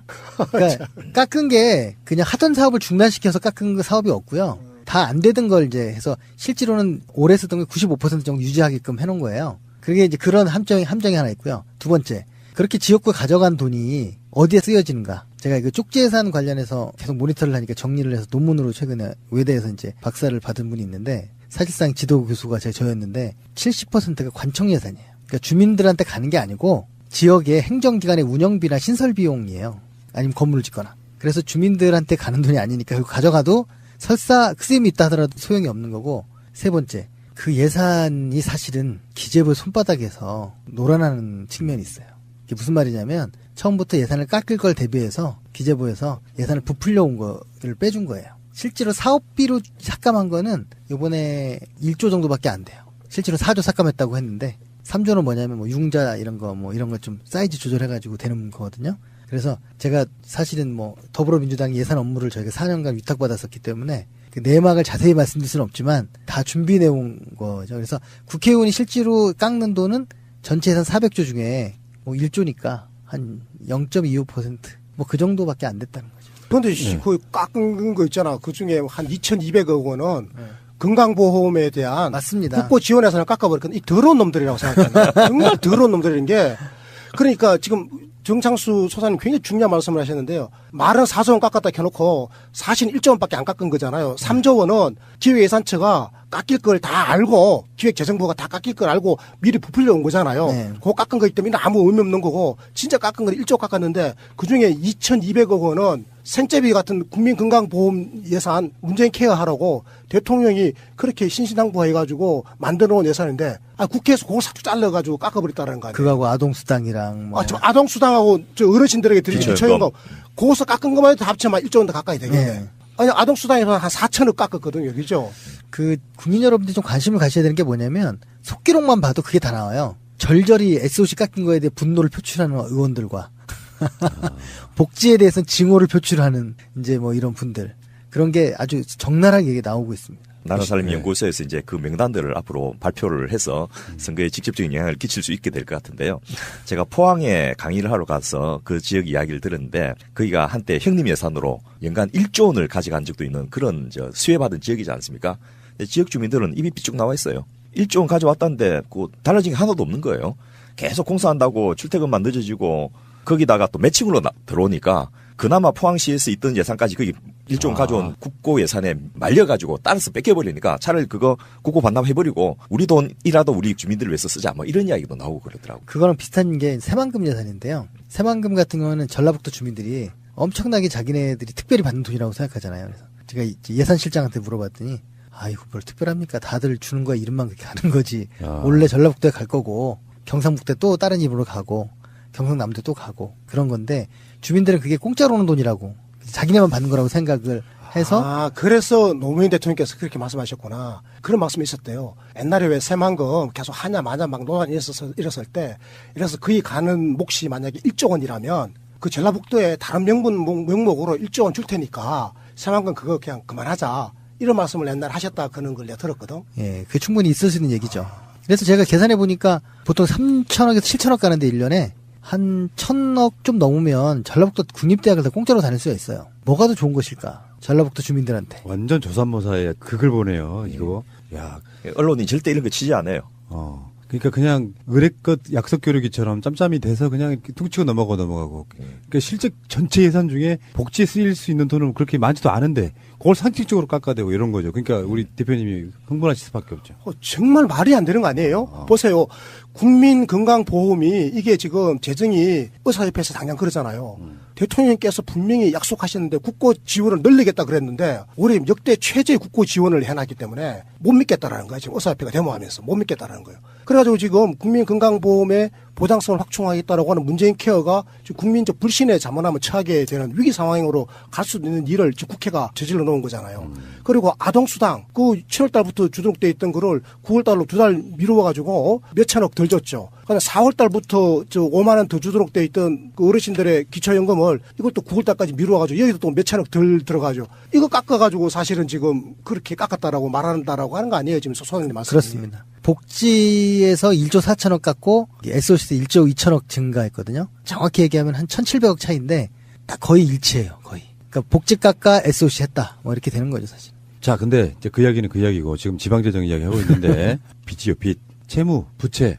제가 이제 지난 방송 한 4년 동안 그런 이야기 정말 많이들 했었거든요. 이대엽의 성남시 호화청사 뭐 이런 이야기 됐고. 아시안 게임 뭐 하느라고 또 인천 뭐 거덜났네. 지방 재정 파탄, 모라토리엄 뭐 이런 이야기도 많이 나왔었고요. 실제로 거기에 대해서 왜 그런지는 대충은 알 것 같아요. 내가 현직 단체장이라고 하면 뭔가 랜드마크 하나 세우는 거 굉장히 중요한 것 중에 하나라고 생각이 드는데 왜 이런 일이 자꾸 반복됩니까? 일단은 그런 일이 벌어지고 있는지 사람 잘 몰라요. 일단 첫 번째 투명성의 문제인데 그래서 지나고 난 다음에 실제로 그게 들어서서야 아는 이제 문제가 있고요. 두 번째는 설사 그들이 이제 그걸 알고 이게 낭비가 될 거 알고도 했다 하더라도 처벌을 받는 게 없어요. 지금까지 예산 낭비해가지고 처벌받은 사람은 한 명도 없습니다. 그런 규정도 없기 때문에. 그래서 이번에 이제 대통령 공약으로도 있고 해서 국민소송법이 등장하려고 하는데 또 얼마나 또 용두사미가 될지 알 수 없어요. 참여정부 때도 그게 국정과제 100대 국정과제 중에 하나인데 결국 도입을 못했거든요. 세 번째는 이제 그런 의미에서 결국은 전 참여의 문제라고 생각합니다. 저는 정확하게 참여자의 수가 정치 힘을 발휘해서 예산에서도 똑같이 발휘된다고 봐요. 왜냐하면 저 가진 사람들, 뭐 SOC 하는 사람들, 뭐 이런 사람들은 전원이 총출동해서 막 하는데 이쪽 시민들이나 이런 분들은 수는 다수인데 이해관계자는 다수인데 실제로 움직이는 분은 소수기 때문에 그런 문제가 아닌가 싶은 생각이 듭니다. 저는 최근에 그 뉴스에서 인천에서 다시 인천시청사를 초고층으로 화롭게 짓는다 이 발표를 본 적이 있는데 그 우리가 알기로 인천은 전임 안상수 시장 때 어마어마하게 부채를 만들어 가지고 송영길 시장한테 넘겨주어서 그 요걸 태막으로 들어붙던 그런 곳인데 또다시 화청사를 짓는가 막 이런 생각이 들고 아시안 게임 때도 굉장히 직자를 받고 고생을 한 그런 곳인데 그 우리 소장님은 직접 서울시 재정건조나 이 박 시장님이 부채를 몇 조 원씩 갚는데 직접 참여를 하신 걸로 알고 있는데 어떻게 그렇게 가능했던 겁니까? 그러니까 보통 이제 공무원들한테 뭐 얘기하면 재량 예산이 얼마 없다 그러잖아요. 그럼 재량 예산이라는 건 행정 용어에 없어요. 그냥 자의적으로 만든 거거든요. 그때도 오세훈 시장 때는 뭐 1,600억밖에 없다 뭐 이렇게 주장하고 했었는데 그때 10월 16일 날 선거 끝나고 그 당시만 하더라도 서울시 오세훈 시장 때만 하더라도 예산이 그 20조 원이었잖아요. 그때만 해도 맞죠. 예. 그 중에 1,600억밖에 재량 예산이 없다라고 하는 거는 누가 들어도 좀 웃을 일 아닙니까? 근데 이제 사람들 모르니까 의심스러운데도 확인을 못 하는 거죠. 그러니까 저나 이렇게 좀 계속 오래 보니까 이제 아는 건데 그래서 제가 이제 서울시 인수위원 역할하는 곳에 들어가서 그 다음날부터 싸움이 시작돼가지고 부채와 채무가 다른데 채무 19조에서 12조로 감축하고 그다음에 복지 예산 4조에서 7조로 늘리고 임대주택 8만 호 건설하고 하는 거를 불과 3년 만에 해냈어요. 근데 재정이 그렇다고 무슨 서울시에 뭐 돌아가던 게 안 돌아가고 그런 게 아니거든요. 아까 1인당 예산도 얼마 안 되는데도 그랬던 거는 뭐냐면 결국은 절감하고 이런 차원도 있지만 A라는 곳에 쓸 것을 B라는 곳에 쓰게 하는 것 이걸 지출구조 조정이라고 하는데요. 그 역할입니다. 그래서 그때 보면 건설하는 것만 순수한 시설비라고 하는데요. 그때 2조 5천억이었어요. 그리고 추경까지 하면 3조가 넘었는데 연간. 예. 근데 지금 한 1조 5천억 정도로 벌써 지금 7년 지났는데도 줄여버린 거고요. 그리고 이제 기타 다른 부분들, 건설하는 분들 많이 줄여서 복지 쪽으로 많이 돌렸죠. 처음에는 재밌었던 게 그 마을 관련한 걸 뭐 예산을 책정하라 그랬더니 2천억짜리를 하룻밤새 만들어 왔어요. 마을 센터 만드는 거 이제. 또 건물 짓는 거네. 그래서 네. 그런 거를 이제 계속 뭐 전부 다는 아니겠지만 계속 하나하나 방어하고 싸우고 하면서 바꿔 나갔고, 또 공무원들이 단체장의 의지가 있으면 또 적응을 하더라고요. 서울시 정도는. 그래서 그쪽 방향으로 가는가 보다 하고 이제 가게 돼서 지금은 그래도 많이 구조조정이 됐고 된 거죠. 그래서 소위 말해서 토목 건설을 줄여가지고 매년 1조씩 줄이니까 7년 동안에 7조가 감소한 그런 식으로 19조에서 아까 12조로 줄였다고 하시죠. 그러니까 이제 복지는 1년에 7조니까. 예. 근데 이제 여하튼 토건만 줄인 게 아니라 딴 것도 많이 줄였죠. 예. 그러니까 SOC 같은데 꼭 필요하지 않은 거는 반토막 내버린 거잖아요. 그래 그거를 복지로 돌린 거잖아요. 그리고 또 예산의 자연 증가율이 아마 서울시 같으면 연간 한 10% 정도는 될 거니까 그건 대부분 다 복지로 돌아간 거 아니에요. 그렇죠. 그러다 보니까 그렇게 된 거야. 네, 홍준표 당대표가 경남지사 할 때 부채 제로를 만들었다 뭐 이렇게 선전을 했는데 그거는 전혀 반대로 한 거라고 하더라고요. 네, 맞습니다. 소위 말해서 주식회사 경남이라는 경남도에서 설립한 회사가 가진 자산들 있죠. 토지를 팔아가지고 앞으로 경상남도가 활용할 수 있는 자산들을 팔아가지고 단기 부채를 줄여버리는 그런 식으로. 실제 그렇게 한 게 맞습니까? 네, 그 대선할 때 JTBC에서 저한테 와서 팩트 체크를 해달래요. 그게 뭐였냐면 홍준표 지사가 채무제로 선언했는데 정말 맞는 거냐. 그래서 제가 절반은 진실이고 절반은 거짓이다. 절반이 진실이라는 건 뭐냐면 무상급식이나 이런 거 안 하고 자기의 입장에서 볼 때, 자기의 가치 기준에서 볼 때 낭비라고 하는 걸 이제 사업을 안 해서 줄인 거니까, 또 반대 입장에서 볼 때는 정말 낭비가 아니라 그 어떻게 보면 그 해야 될 일 안 한 그런 거고, 절반은 뭐냐면 그 모아놨던 재산이나 현금을 빼가지고 갚은 거기 때문에 그거는 본인이 한 일이 아니잖아요. 원래 있던 거니까. 그런 거는 이제 채무제로라고 할 수가 없는 거다. 거짓이다. 이제 그렇게 얘기를 했는데, 지금 많은 지자체장들이 내년 선거를 대비해서 작년 올해 채무제로 선언한 데가 되게 많아요. 근데 제가 거기에 거의 대부분, 거의 전부가 제가 볼 때 그런 문제를 안고 있습니다. 그 갖고 있는 현금 가지고 빚을 갚는 건 갚은 게 아니거든요, 사실은. 쓰임을 줄여서 갚아야 되는 거지. 그 유명한 명언 있잖아요. 돈이 없는 것이 아니고 도둑놈이 많은 것이다. 그게 재정과 상당히 밀접한 연관을 갖고 있는 거 아니에요? 네, 맞습니다. 네. 그 제가 요거 또 하나의 사례가 서초구에서 이제 서울시는 너무 크니까 뭐 제가 좀 참여는 했다고 하지만 뭐 이렇게 얘기를 못 하는데, 서초구 같은 데는 저희가 많이 주도해서 했는데요.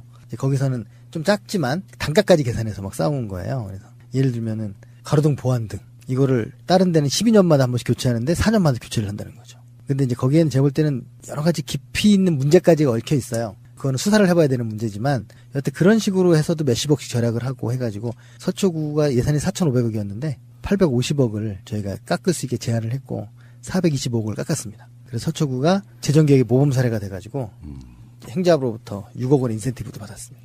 야, 그럼 우리 정 소장님한테 한 10%인 4억 정도는 이 인센티브를 줘야 되는 거 아닌가요? 10%면 40억이죠. 40억인가?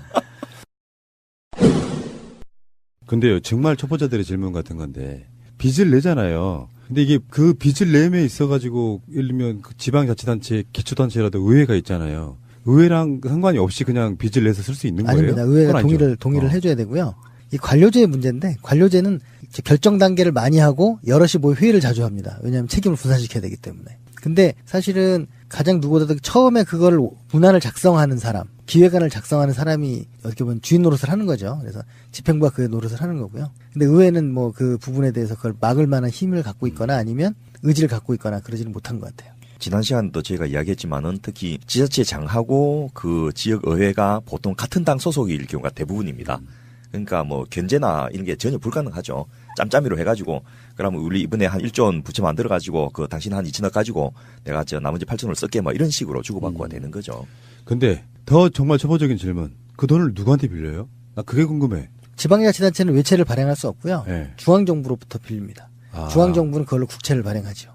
그런 방식으로 가는군요. 예전에 서울시에서 뭐 잠깐 뭐 사무라이 펀드나 뭐 이렇게 해가지고 그 오세훈 시장이 했던 게 잠깐 정부가 허락해가지고 그런 게 있긴 했는데 지금은 없습니다. 앞으로 받을 지방정부 세수를 담보로 해가지고 중앙정부한테 먼저 땡겨서 빌리는 이런 게 그거는 사실 정상인데 앞서 언급했던 인천시의 안상수 시장 같은 경우에는 은행 부채를 몇 조 원에 써가지고 어떻게 그런 일이 벌어질까 싶은데 그래가지고 굉장히 이자 갚는데 인천시의 재정을 힘들게 하는 그런 경우가 그러니까 있더라고요. 그걸 쉽게 표현하면 요즘 말로 비선으로 빌렸다는 거잖아요. 불법 아니에요, 그러면? 그렇게 따지면. 아니, 그 과정은 합법적으로 했는데, 그 상식적으로 지방자치단체장이 은행은 민간이지 않습니까? 국책은행이 아니거든요. 그거를 어떻게 빌렸을까? 물론 이제, 나름대로 논리는 다 만들어서 하긴 했는데, 은행은 이자가 굉장히 세지 않습니까? 그래서 그 이자만으로도 사실은 굉장히 인천시민은 힘들게 한 거죠. 근데 지방자치제가 시행되면서 자기 업적을 위해서 막 돈 땡겨다가 정부로부터 빌려가지고 재정은 사실상 그 다음에로 또 넘어가면 그게 아무것도 할 수 없는 상태로 갈 거 아니에요.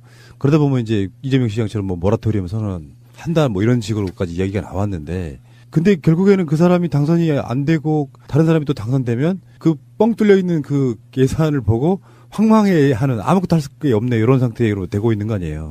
그게 이제 재정 건전성 프레임이라고 하는데 그 문제가 됐던 건 2010년 그때 한 번입니다. 그때 너무 이제 막 1년에 20% 예산이 증가하다가 갑자기 감소를 했거든요. 그때 그 금융위기 때문에. 그래서 그 문제가 이제 닥쳤는데 그게 왜 그런지에 대해서는 또 이제 낭비적 요소는 지적을 해야 되는데요. 너무 우리가 그걸 지적하다 보니까 우리나라가 전 세계에서 거의 가장 건전한 지방자치단체가 되어버리고 있어요. 우리가 가끔 했던 말이 그 말인 것 같은데요. 필요한 빌려 써서라도 적자를 내는 게 맞는데 왜 흑자를 내려고 하느냐 이런 거죠. 그러니까 채무는 무조건 없는 게 능사는 아니거든요. 필요할 때 써야 되는데 근데 그 필요한 게 뭐냐에 대한 판단이 다른 것 같아요. 근데 뭐 요즘에도 아직도 뭐 100개 정도는 월급을 못 주고 있다. 이게 좀 이해가 안 되거든요. 그러니까 월급을 자체 수입으로 충당이 안 된다는 거지. 그런 의미. 만약 공무원들이 월급 못 받았으면 난리가 났겠죠 지금. 정부한테 빌려서라도 준다. 그래서 그게 아까 말씀 교부금이나 이런 교부세 이런 것들이 있는 거고요. 사실은 그래서 지금 회계에서 가장 큰 숙제가 뭐냐면 쓰는 돈을 투자로 볼 거냐 비용으로 볼 거냐를 선택하는 게 회계사들이 가장 고민이에요. 근데 우리는 지금까지 경제 분야나 SOC를 포함해서 경제 분야에 쓴다고 그러면 투자라고 무조건 생각하고 낭비가 뻔해도 복지에 쓰면 그건 무조건 비용이라고 생각하는 거예요. 그래서 지금 뭐 서울시나 성남시에서 청년수당 이런 이야기 하면 거기에 대해서 그런 식의 정부의 반응이 나왔었군요. 예. 그런데 장기적으로 보면 뭐가 비용이고 뭐가 투자일까요? 예를 들면 이제 해크먼 교수 같은 분이 노벨 경제학상관 해크먼 교수가 2000년도에 때 얘기했던 건 보육에 투자하면 16배 투자 효과가 나온다. 그게 맞죠. 한 애를 키워서 걔가 나중에 납세를 하고 경제활동을 할 테니까. 그러면 그건 투자잖아요. 근데 SOC는 분명히 저 수요책이 안 되고 뭐 하고 뭐 그래서 망할 게 뻔한데도 뭔가 그래도 경제에 도움이 될 거야라는 우리의 막연한 신앙 같은 이런 것 때문에 투자라고 생각하는 거죠. 그래서 저는 그걸 근본적으로 좀 바꿔야 된다고 생각합니다. 근데 그 당시 그러니까 박근혜 정권 때도 성남시하고 서울시에서 모범적으로 했던 청년수당 배당 이런 것들을 막았잖아요. 네. 근데 만약에 지금 문재인 정부가 들어섰잖아요. 그 기본적인 기조는 기존에 있던 그 성남시나 서울시하고 똑같을 텐데 그러면 그런 방식으로 해서 각종 시도가 청년수당 배당 많이 주겠다 하면 문재인 대통령 말고 기재부 쪽은 어떤 반응을 보일까요? 지금으로서는 이제 기재부도 뭐 대통령이 시키면 해야 될 테니까 방향을 바꾸긴 해야 되는데 좀 소극적인 것 같습니다. 그러니까 그때 이걸 이제 못하게 하는 논리는 중앙정부가 시행하는 복지정책과 지방정부가 시행하는 복지정책이 중복된다. 이게 논리여서 지방정부가 그 복지정책을 시행할 때는 중앙정부의 사전 협의를 거쳐라. 이렇게 돼 있는데 그 협의를 안 해주거나 협의를 거부해가지고 지방정부가 그걸 못하게 하는 그런 방식이었거든요. 야당 탄압용 아니었습니까? 어떻게 보면 그런 면에서 보면 하기야 뭐 저쪽 지자체장들이 이런 식의 정책을 하는 경우도 보지도 못했지만 그런데 뭐 탄압도 있지만은 이제 그 논리는 사실은 그게 옳은 부분이 있지 않습니까? 그런데 지역 주민의 입장에서는 사실은 지역 주민의 삶을 가장 잘 아는 데가 지방정부고 외국의 경우에 유럽은 거의 지방정부의 역할의 90%가 주민생활 지원과 관련된 사회복지 서비스 제공이고 일본만 해도 한 70 내지 75%가 그런 역할을 하는데 우리나라는 아직도 뭐 한 30, 40%가 이제 복지 그것도 이제 필수적인 복지 뭐 기초연금이라든지 또 아동에 대한 보육 지원이라든지 이런 것으로 하다 보니까 지방정부가 재량으로 쓸 수 있는 복지 예산이나 복지 사업은 그렇게 많지가 않거든요. 그래서 그 부분을 더 키워줘야 함에도 불구하고 중앙정부가 하는 것은 무조건 지방정부는 손대면 안 돼. 또 서로 중첩되면 안 돼. 이런 것은 좀 너무나 기계적인 생각이 아닌가 싶습니다. 근데 저는 그 부분에 대해서는 누구 편 가르기 쪽으로 들여다보면 저는 안 된다고 생각하거든요. 한번 생각해 보세요. 왜 전라남도 구례에 다니는 청년은 청년 수당을 못 받는데 성남시 주민이라는 이유 때문에 청년 배당이든 뭐든 이런 걸 받잖아요. 그거는 지역 간의 거대한 불평등이잖아요. 그러니까 이걸 잘 생각해 봐야 되는 거예요. 만약에 그 청년들이 부모에게서 떨어져 나와서 독립했는데 취업을 해야 되는데 취업을 못하고 있지 않습니까? 그럼 취업을 못한 그 기간 동안에 청년들이 수당이 필요하다고 생각되면 그럼 그 청년 수당이라고 하는 제도를 도입해야 되는 거예요. 그거는 국가적 차원에서 도입해야 되고 유럽의 모든 복지국가들이 그 제도를 다 도입하고 있단 말이에요. 근데 우리나라도 지금 그 제도가 부분적으로 도입돼 있어요. 그래서 지금 그 노동부에 등록을 하면 그 3개월 동안 한 달에 30만 원 정도씩 지원받도록 한 제도가 있기는 있는데 그 제도가 너무 취약하고 너무 덩치가 작아서 서울시 같은 경우에는 우리가 독자적으로 한번 해보겠다라고 한 거예요, 지금. 그리고 성남시 같은 경우에도 뭐 다른 유형이지만 그 한번 해보겠다라고 한 거잖아요. 그런데 이걸 반대하는 것도 저는 논리는 있다고 생각해요. 그런 측면에서. 그런데 이제 문제는 저는 그걸 무조건 반대하는 게 능산이었냐라고 하는 건데 저는 그걸 잘 생각해 보면요. 그 시범 사업 정도로는 저는 의미가 있다고 생각해요. 서울시 유형의 그 청년 수당 제도를 한번 해보라. 서울시는 그게 소득 하위 청년들을 선별해서 뭐 한 달에 가령 일정 금액을 뭐 몇 개월 동안 주는 거였거든요. 최대한 6개월인가요? 그런 거였고 성남시는 특정 연령대, 그게 뭐 24살이면 24살 한 연령대에 속하는 사람에게 보편적으로 그 연간 100만 원씩을 주는 거였잖아요. 그럼 서로 다른 유형이거든요. 그럼 서로 다른 유형을 형편되는 곳에서 먼저 한번 시범 사업을 해보라라고 저는 얼마든지 허용해 줄 수는 있었다고 생각하는데 그거를 막은 것도 또한 저는 정치적인 거라고 생각해요. 우리 소장님은 그걸 아예 국가 프로그램을 해가지고 졸업 후 실업수당제도 이걸 하자는 제안을 하고 계시죠. 그 설명 좀 해주시죠. 일종의 예를 들면 국민연금 같은 경우에 청년 크레딧들 해가지고 19세부터 아예 줘버리는 거예요. 최저임금 기준 수준 이상은. 취직하면 자기가 내고 그렇게 해서 나중에 65세 이후에 자기가 그 국민연금 받게 하는 거 있고 그다음에 실업 상태일 때는 실업급여를 아예 뭐 내고 안 내고를 떠나서 모든 국민한테 의무적으로 실업급여를 받게 해주는 기준으로 간다면 청년 실업 상태에 있는 친구들한테는 일종의 기본소득이요, 뭐 일종의 기본 배당이 될 수 있겠죠. 그래서 사실은 지금 그게 돈이 없어 생기는 문제는 아닌 것 같고요. 이번에 아동수당 논쟁 있는 것처럼 이번에 국민들이 처음 알았잖아요. 주요국가 다 하고 있다는 사실을. 뭐 잠비아, 리비아까지도 하고 있는 아동수당을 우리는 이제 하는구나. 그것도 전부 다 하면 안 된다고 해가지고 지금 막 소동이 일어난 건데 그런 것들은 기본적으로 국가가 이제 해주고 그리고 이제 지역별로 아까 시범사업처럼 그 독자적인 복지 정책을 해보게 하는 것 이렇게 이제 같이 가야 된다고 생각합니다. 근데 재정 자립도도 다르고 자주도도 다르고 이런 상황에서 물론 저는 문재인 대통령의 생각이 어쩌면 지금 제가 질문하려고 하는 거에 반대일 수도 있다고 생각하는 게 지방정부 헌법에 지방 분권을 확실하게 집어넣자는 게 대통령 생각이에요. 지방정부가 강해질수록 복지국가는 저는 확대된다고 생각하는 마인드를 갖고 있는 분 같아요. 근데 이게 기획재정부 입장에서 보면 너나 할 거 없이 그런 식으로 아까 말씀하신 것처럼 일종의 상품 같은 걸 개발해서 하다 보면 결국에는 교부금 이런 것들을 통해 가지고 재정이 굉장히 위험해지지 않을까 하는 우려 어떻게 답해 주실래요? 이제 자기들의 재량을 가지고 해야죠. 이제 그걸 가지고 빚을 내서 한다고 하면 이제 뭐 좀 태클을 걸 필요는 있겠지만 자기들이 뭐 좀 여유 있는 돈이나 선택할 수 있는 돈이거나 아니면 아낀 돈 그렇게 할 수 있게 해줘야 지방자치단체가 발전하고요. 지금 저도 이번에 정책 리뷰하면서 보니까 정말 많은 실험들이 있었더라고요. 지방마다. 이제 그런 것들이 지방자치가 없었다면 저는 그렇게 되지 않았을 거라고 보여지거든요. 그런 차원에서 꼭 필요하다고 보고요. 재정의 형편이라는 건 사실은 약간의 차이는 있지만 지역에서 하기 나름이다. 아까 구례와 이거 비교를 했지만 구례가 아까 3,000억이라고 했잖아요. 27,000명에. 마포구 이런 데가 인구 45만 막 이러는데 예산이 5,500억이에요. 2배 정도밖에 안 되잖아요. 2배도 안 되죠. 인구는 거의 20배 가깝게 되는데. 그래서 그런 걸로 따졌을 때 지방이 돈이 없어서 생긴 문제라기보다는 저는 좀 다른 차원의 문제가 좀 있지 않은가 싶습니다. 그렇군요. 그러니까 기본은 중앙정부가 전국 간에 편차 없이 하도록 하고 대신 그 세세한 지역 특성을 반영한 차이들은 지방정부가 서로 간에 다양한 시도들을 하게 하고 또 그런 차이들이 상호 경쟁하면서 더 발전하게 하는 그런 시스템을 가자는 이야기죠. 저는요, 이 지방 분권, 지방 자치에 대한 개념을 우리가 굉장히 오해하고 있는 부분이 저는 있다고 생각해요. 그러니까 제가 스웨덴 예를 한번 들어볼게요. 스웨덴은 지금 한 21개 정도의 광역자치단체가 있거든요. 근데요, 그 21개 정도 있는 거 요거는 지금으로부터 한 1000년 전부터 시작해가지고 사실 별도의 지역이었습니다. 그게 영주가 따로 있고요. 지배자가 따로 있어가지고 문화도 다르고 심지어 말도 달라요. 풍습도 다 달라요. 그래서 완전히 다른 지역들이 오랫동안 이렇게 분권화된 상태로 살아온 거예요. 독일도 마찬가지입니다. 독일도 하이델베르크 성에 하이델베르크 주민들이 따로 있고 각 지역마다 서로 오랜 세월 동안 서로 다른 국경을 가지고 오랫동안 살아온 거예요. 근데 우리나라는 안 그래요. 우리나라는 고려시대 때부터 우리는 중앙집권을 해왔고, 그리고 실질적으로 조선시대 들어오면서부터 사병을 다 없애버림으로써 완전한 중앙집권을 하고 관찰사도 전부 다 파견해가 내려보냈거든요. 우리는 아주 오랜 전부터 우리는 중앙집권화된 나라이기 때문에 사실 지역 간의 어떤 독특한 뭐 문화라든지 정치 색깔이라든지 뭐 이런 거가 크게 잘 없어요. 우리 오래전부터 이게 집권화되어 있었기 때문에 상당히 균질화되어 있어요. 지역과 지역 사이에. 그래서 그렇기 때문에 우리는 어거지로 지금 분권화를 막 하려고 노력을 해온 거고요.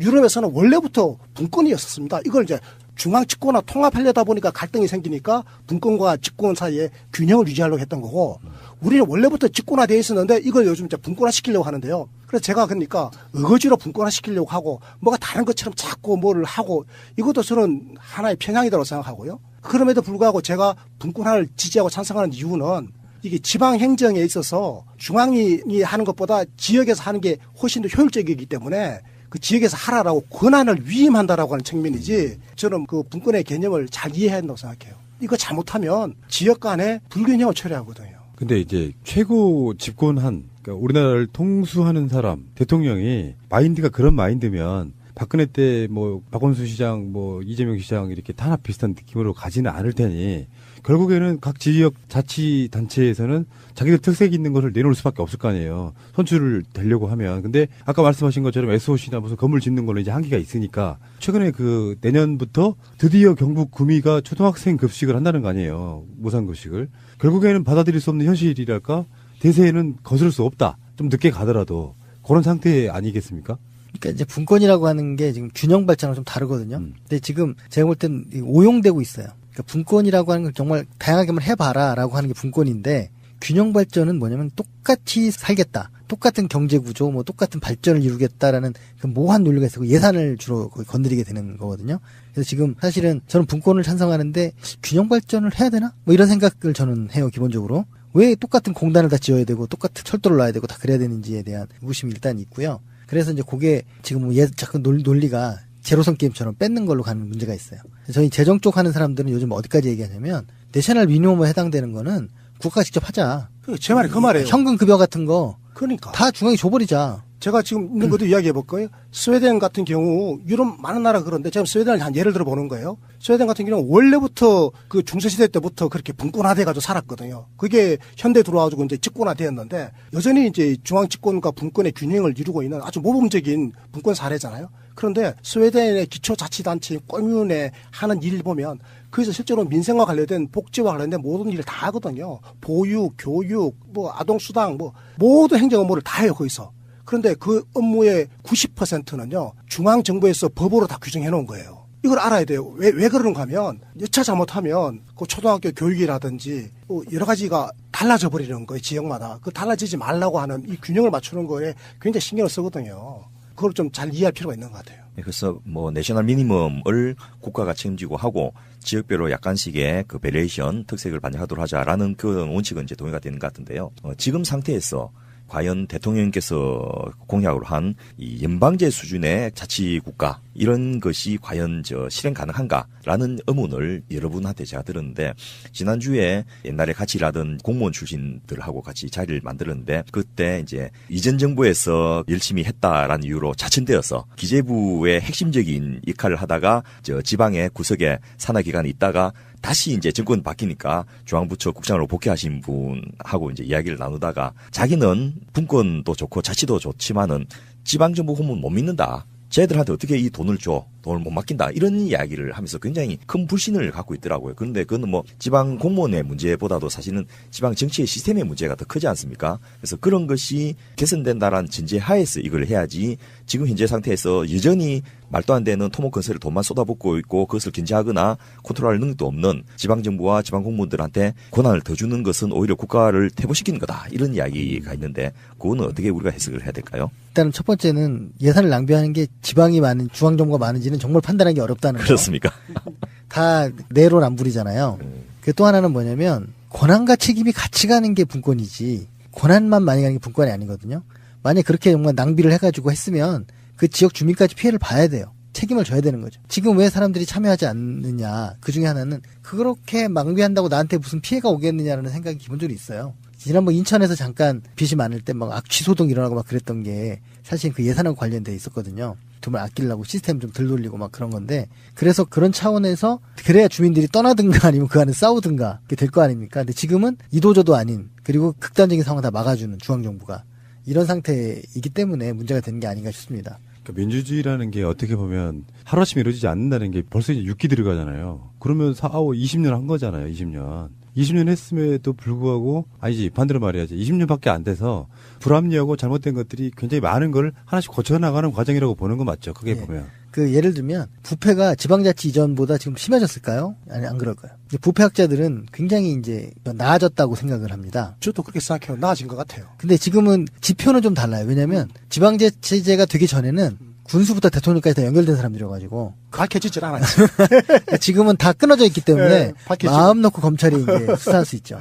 그 수도 요즘은 줄고 있긴 한데, 그래서 요즘은 뭐 검찰에 이런 곳에서 최대한 노력해서 캐려고 하고 하기 때문에 옛날보다 많이 좀 줄었죠. 그게 우리 의학에서는 그 암 유병률이 높아지는 게, 옛날에는 의학 기술이 덜 발달해가지고 암을 발견을 못했는데 요즘은 너무 잘 발견해내니까 맞습니다. 갑자기 암 환자가 늘어나는 거하고 같은 원리죠. 요즘에 그 지자체 비리 같은 거 보면 그런 거 아니에요? 예산으로 어떤 특정 사업 같은 거를 밀어주고 거기서 뒤로 돌아서 커미션 받는 그런 방식의 비리는 꽤 있죠. 있는 편이죠. 그렇죠. 저는 이제 정상수 소장님하고 오늘 굉장히 저하고 지금 의견의 일치를 본 게 하나 있는데요. 저는 오늘 처음 대화를 해보는데 굉장히 중요한 의견 일치를 본 게, 아동수당이나 기초연금이나 그야말로 인구학적 특성에 따라 가지고 전 국민들에게 똑같이 가는 거. 이거는 지방에 부담을 지우지 말고 이건 중앙정부 예산으로 다 해야 되는 게 맞는 거잖아요. 이거는 정말 우리가 앞으로 이런 방향으로 캠페인을 좀 해야 돼요. 제가 올해 거 2017년 기준 계산해 봤는데 10조만 딱 중앙이 그 해결해주고 직접 주면 돼요. 그러면 지방의 복지공무원들이 일도 많이 줄어요. 일부러 단계를 하나 더 만든 거 아닙니까? 꽂아주고 지방 공무원들은 사각지대를 찾는다든가, 아니면 우리만의 특수한 뭐가 있을까, 우리 상황에 뭐 이런 걸 찾으면 훨씬 더 예산 규모도 줄고 공무원 수도 좀 줄어들 수 있지만 더 잘할 수 있겠죠. 지금 기초연금이나 아동수당 같은 경우에는 평균적으로 보면 중앙정부가 72% 정도를 중앙정부가 부담하고, 뭐 한 30% 조금 안 되게 25에서 30% 정도를 지방정부가 부담하도록 이렇게 구조가 되어 있지 않습니까? 이걸 전부 다 중앙정부가 저는 이제 다 부담하게 하자. 그 대신에 지방정부에게 내려가는 그 예산은 그야말로 지방정부가 확실하게 책임을 지고 서도록 해주자. 그 대신에 책임도 묻자 이거지. 누구 잘못했으면 누구 지역 주민들이 공통적으로 비투성이가 되더라도 그건 누구 책임져라. 그 대신에 그 책임진다고 아동수당을 못 주거나 기초연금 못 주면 안 되니까 이런 거는 중앙정부가 다 하도록 하고, 이렇게 하는 게 바람직한 방향 아니겠습니까? 맞습니다. 저는 이게 바로 분권이고 지방자치에 있어서 책임성이라고 생각해요. 책임성을 강화하는 거, 이런 쪽으로 가야 이게 진짜 분권 아니겠습니까? 책임은 안 지고 돈만 따와가지고 풍덩풍덩 그냥 쓰고, 그리고 특색 있는 사업 해야지. 그 특색 있는 거 사실 별로 없는데 의거지를 찾아가지고 거기다 돈 막 쓰기고, 이게 기존에 잘못된 저는 관념이었다, 이런 판단을 하는 거죠. 소장님이 전국을 다니시면서 강의도 하고 예산 분석도 하고 하시는데, 이 광역 단체 단위로 이렇게 비교를 해보면 좀 재정이라는 측면에서 좀 잘하는 데는 어디를 손꼽을 수 있을까요? 광역단체 잘하는 건 뭐 역시 서울시죠. 서울시가 있고, 그리고 지금 글쎄요. 혹시 제주도는 안 해봤나요? 제주도는 굳이 한다면 제주도가 그 도 중에서 나은 편입니다. 나은 편이고요. 근데 도 같은 경우는 재량도 좀 적기도 하지만 그 좀 구조 개혁이 별로 없어요. 광역시들은 좀 노력들이 있었는데, 여하튼 뭐 인천시도 지금 빚을 많이 줄이긴 했거든요. 그래서 저는 지금 저희 쪽에서 생각하는 건 뭐냐면, 그 자치구를 최대한 줄이고 도 같은 경우는 도를 최대한 줄이거나 아니면 넓혀서 광역화시키고, 이게 맞는 것 같아요. 도청 공무원들이 하는 얘기가, 우리는 중앙에서 내려온 문서에 광역 및 기초자치단체는 내서 광역만 빼고 주는 거에 불과하다. 그게 이제 도의 기능이 별로 없기 때문이거든요. 그래서 마치 우리 행자부 교육부가 없어져야 한다는 것처럼 광역도는 조정기능, 지역 간 조정기능이라든가 공동사업기능, 이것만 좀 수행하는 게 맞다고 보고요. 광역시에서는 사실은 구가 사실은 필요 없거든요. 그렇게까지. 그래서 광역시청 중심으로 진행을 하는 게 맞다고 생각을 합니다. 근데 지금 재정 같은 경우에는 확연히 너무 차이가 나요. 광역도 같은 곳에서는 뭐 어디가 특별히 잘했다고 할 수는 없는데 충남 정도가 좀 잘하는 편이고요. 경남도는 아까 얘기한 아예 필요한 것도 안 써버려갖고 생긴 문제니까 또 나아졌다고 얘기할 수가 없는 상황이고, 지금 그런 차원의 문제라고 봅니다. 그러면은 이제 뭐 소장님하고 이렇게 막 이런 얘기를 막 나누고 싶기는 해요. 재밌네. 그쵸? 재밌긴 한데, 이게 이제 오늘은 약간 개론 이런 느낌으로 마지막 질문 한번 드려보겠습니다. 사실은 사람이 하는 일이잖아요. 복진의 무슨 예산이 이런 게. 결국에는 지방선거 때 좋은 사람들이 많이 들어가야 되는데 실제로 좋은 후보는 어떤 사람일까요? 지방 기초든 뭐 광역이든 뭐 상관없이. 일단 전제는 아까 제가 지역 예산 얘기하면서 말씀드렸는데 누가 하나가 들어가서 일을 해결하기 시작하는 건 아니다. 물론 이제 당선을 한 사람이 될 수 있을지 몰라도 어떤 세력이나 집단이 들어가는 게 돼야 되는 게 일단 전제 조건이고요. 그다음에 어떤 후보가 좋으냐면 하나는 능력과 의지가 있어야 된다고 생각해요. 두 번째가 능력도 없고 의지도 없을 때 그런 분들은 정말 당선만을 위해서 하시겠죠. 예. 근데 능력과 의지라는 건 사실은 제가 볼 때는 따로따로 있는 건 아닌 것 같아요. 의지가 있는 사람은 능력도 키우게 마련이더라고요. 그래서 그런 차원에서 보면 지금 뭐가 문제인지를 알아야 되는 거잖아요. 알기 때문에 의지가 생기는 거지 모르는데 어떻게 의지가 생기겠습니까? 근데 안다는 건 능력이니까. 그래서 그런 부분에서 조금 더 공부가 많이 되는 사람. 그 공부라는 게 무슨 교과서 몇 권 읽는다고 되는 문제가 아니라 실천활동 속에서 그걸 이제 많이 깨달은 분들이 많이 들어갔으면 좋겠다 이런 생각입니다. 그 변별력이랄까요? 사람을 보는 능력이 사실은 우리 국민들은 별로 없는 편이에요. 특히나 지자체나 관련된 분들은. 그래도 국회의원들은 받는 시선이 있어가지고 하는 척이라도 하고 신청도 하잖아요. 근데 실제로 제가 사는 동네도 기초의원들 뭐 하시는 분들인지도 모르겠고 그런 부분들도 앞으로 점차 개선이 돼야 되는 부분인 것 같고요. 그리고 지금 소장님 같은 분들처럼 예산에 대한 이해도 같은 게 없는 사람들이 가서 그냥 고수기 노릇만 하는 것도 문제죠. 미국의 국회방송 시청률이 2%라고 하거든요. 근데 우리나라는 이제 0.0008%인데 세어보니까 뭐 몇백 명 수준이더라고요. 그렇죠. 근데 2%에도 사람들이 긴장을 하거든요. 그 자치단체 들어가서 예산서 다운받는 사람 10명도 안 되고 막 그러거든요. 근데 그 10명을 신경 쓰는 거잖아요. 그래서 공개 안 하고 막 그러는 건데 그런 것처럼 참여가 조금이라도 전 국민이 참여하지 않더라도 3%가 물을 안 썩게 하는 것처럼 그런 정도면 참여라도 있다고 한다면 제가 볼 때 그 중에 능력 있는 분 나오고 그러지 않을까 싶은 생각입니다. 그럼 지자체도 대통령이 지방 분권을 강력히 원하는 분이기 때문에 사실 기회는 기회인 것 같아요. 이 시점쯤에서 재정 다리수도 높이고 실제로 실력도 높이고 이번에 선거할 때는 정말 실력 좋은 분처럼 보이는 최소한 개념은 있어 보이는 분들 많이 당선돼야 되지 않을까 이런 생각해 봅니다. 저희가 이 지방선거에 관심을 가진 이유가 이제 여러 가지가 있는데요. 일단 뭐 재정 집행하는 규모에 있어서 181조를 쓰니까 굉장히 큰 돈을 쓰는 거죠. 그리고 두 번째로 중앙정부의 사업들이 대부분 이제 지방정부를 통해서 이제 집행이 되니까 국민들의 체감 만족도를 높이는 데는 지방정부가 잘하는 게 굉장히 중요하거든요. 그런데 문제는 지방정부는 대통령이 바뀌고 정부가 바뀌었는데 그 실제로 지방정부의 행정이나 그 정책을 바꿀 생각은 아직도 없는 데가 너무 많은 거죠. 그리고 그런 것을 바꿔주는 책임 주체가 바로 정당인데 정당이 지금 저는 선거 끝나고 나서 대통령 선거 끝나고 나서 좀 더 빠르게 바뀔 줄 알았더니 거꾸로 이 상황이 좋아지니까 예를 들면 민주당은 지금 경선이 곧 당선이다 이렇게 하면서 선거만 준비하고 현장에서 뛰고 표는 것만 하려고 하지 구체적으로 내가 지방정부를 어떻게 바꾸겠다 또 재정을 어떻게 개혁하겠다 이런 세계 준비를 한 데가 너무 적은 거죠. 그래서 참 안타까운 마음에서 첫째는 지방정부가 이렇게 돌아가고 있다라는 것을 재정을 가지고 국민에게 좀 알려야 되겠다. 그러니까 두 번째로 나올 사람들은 이제 좀 준비해서 나오자. 그렇게 하는 것도 좀 촉구를 하고 싶고 무엇보다도 당이 이제 나서가지고 지금 앞서 말씀하셨던 광역은 그렇게 큰 차이가 안 나지만은 기초단위로 가면 정말 잘하는 데가 많거든요.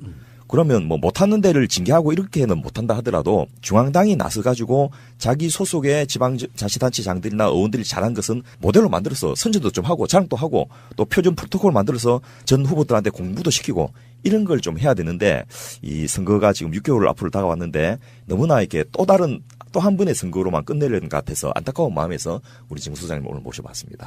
그런데 정 소장님 말씀 아까 하신 것 중에 좀 굉장히 마음이 와닿는 게 하나 있는데요. 지방자치단체장으로 출마하시는 분들이 자기 개인의 그냥 입신양명이나 가문의 영광이다 그래가지고 선거 전략 잘해가지고 당선되는 거 저는 이게 중요한 게 아니고 정말로 이렇게 준비된 사람들과 함께 집권하는 게 중요한 것 같아요. 그죠? 네. 그렇게 하지 않으면 이게 또 실패하거든요. 그렇죠. 그 공무원들이 현상 유지의 폭군이거든요. 그러니까요. 혼자 들어가면 반드시 그게 포획되게 돼 있어요. 혼자 들어가는 게 아니라 준비된 전문가 그룹을 데리고 준비된 측근 그룹이라든지 아니면 최소한 시민사회에 깨어있는 시민들 있잖아요. 참여적 시민들과 함께 나는 이 시정을 하겠다. 저는 이렇게 열린 자세, 이렇게 좀 진취적인 자세, 진짜 책임지는 자세, 뭔가를 해보겠다라고 하는 이런 분들이 좀 많이 당선됐으면 좋겠다는 생각이 들어요. 잘 모르면 그냥 캠프에 있는 사람들 우리 나라사람연구소에 공부시키면 돼요. 그것도 못하겠으면 그냥 나중에 당선되고 나서 용역을 맡기면 됩니다. 일단은 문제점은 분석을 해드릴 겁니다. 자, 소장님. 네.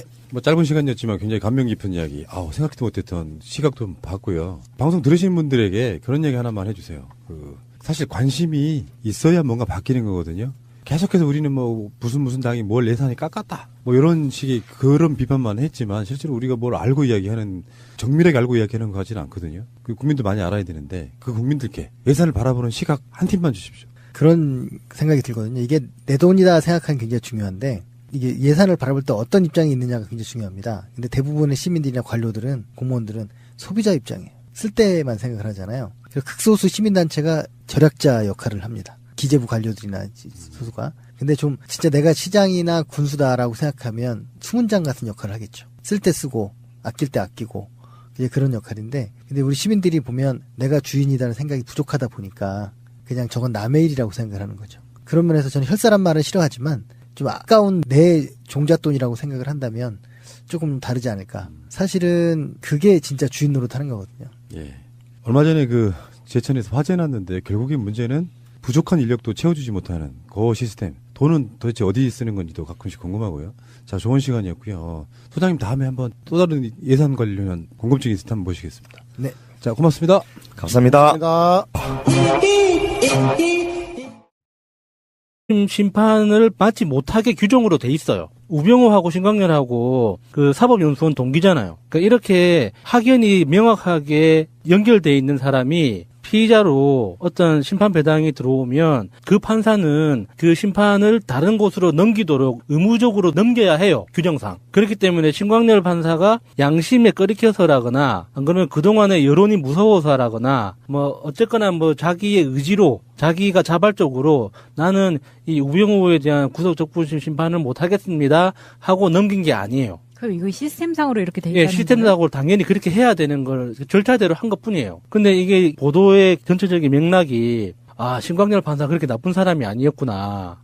그러면은 김광진 장관이나 다른 사람들 구속적부심으로 풀어준 것도 그런 법적인 어떤 깊은 논거가 있기 때문에 그런 고민 끝에 내린 결정이겠구나라고 다 이렇게 미루어 짐작하게끔 뭔가 좀 의도를 가지고 있는 거죠. 이거 있죠. 제목이 신광렬 판사 땡땡 못하겠다 땡땡 이우철 판사가 심리, 이렇게 제목이 달아놓은 언론사가 어딘지 찾아보니까 역시 조선일보? 예. 조금만 찾아봐도 나오더라고요. 제도로서의 민주주의가 흔들리고 구타는 일은 이제 없습니다. 민주주의가 밥이고 밥이 민주주의가 되어야 합니다.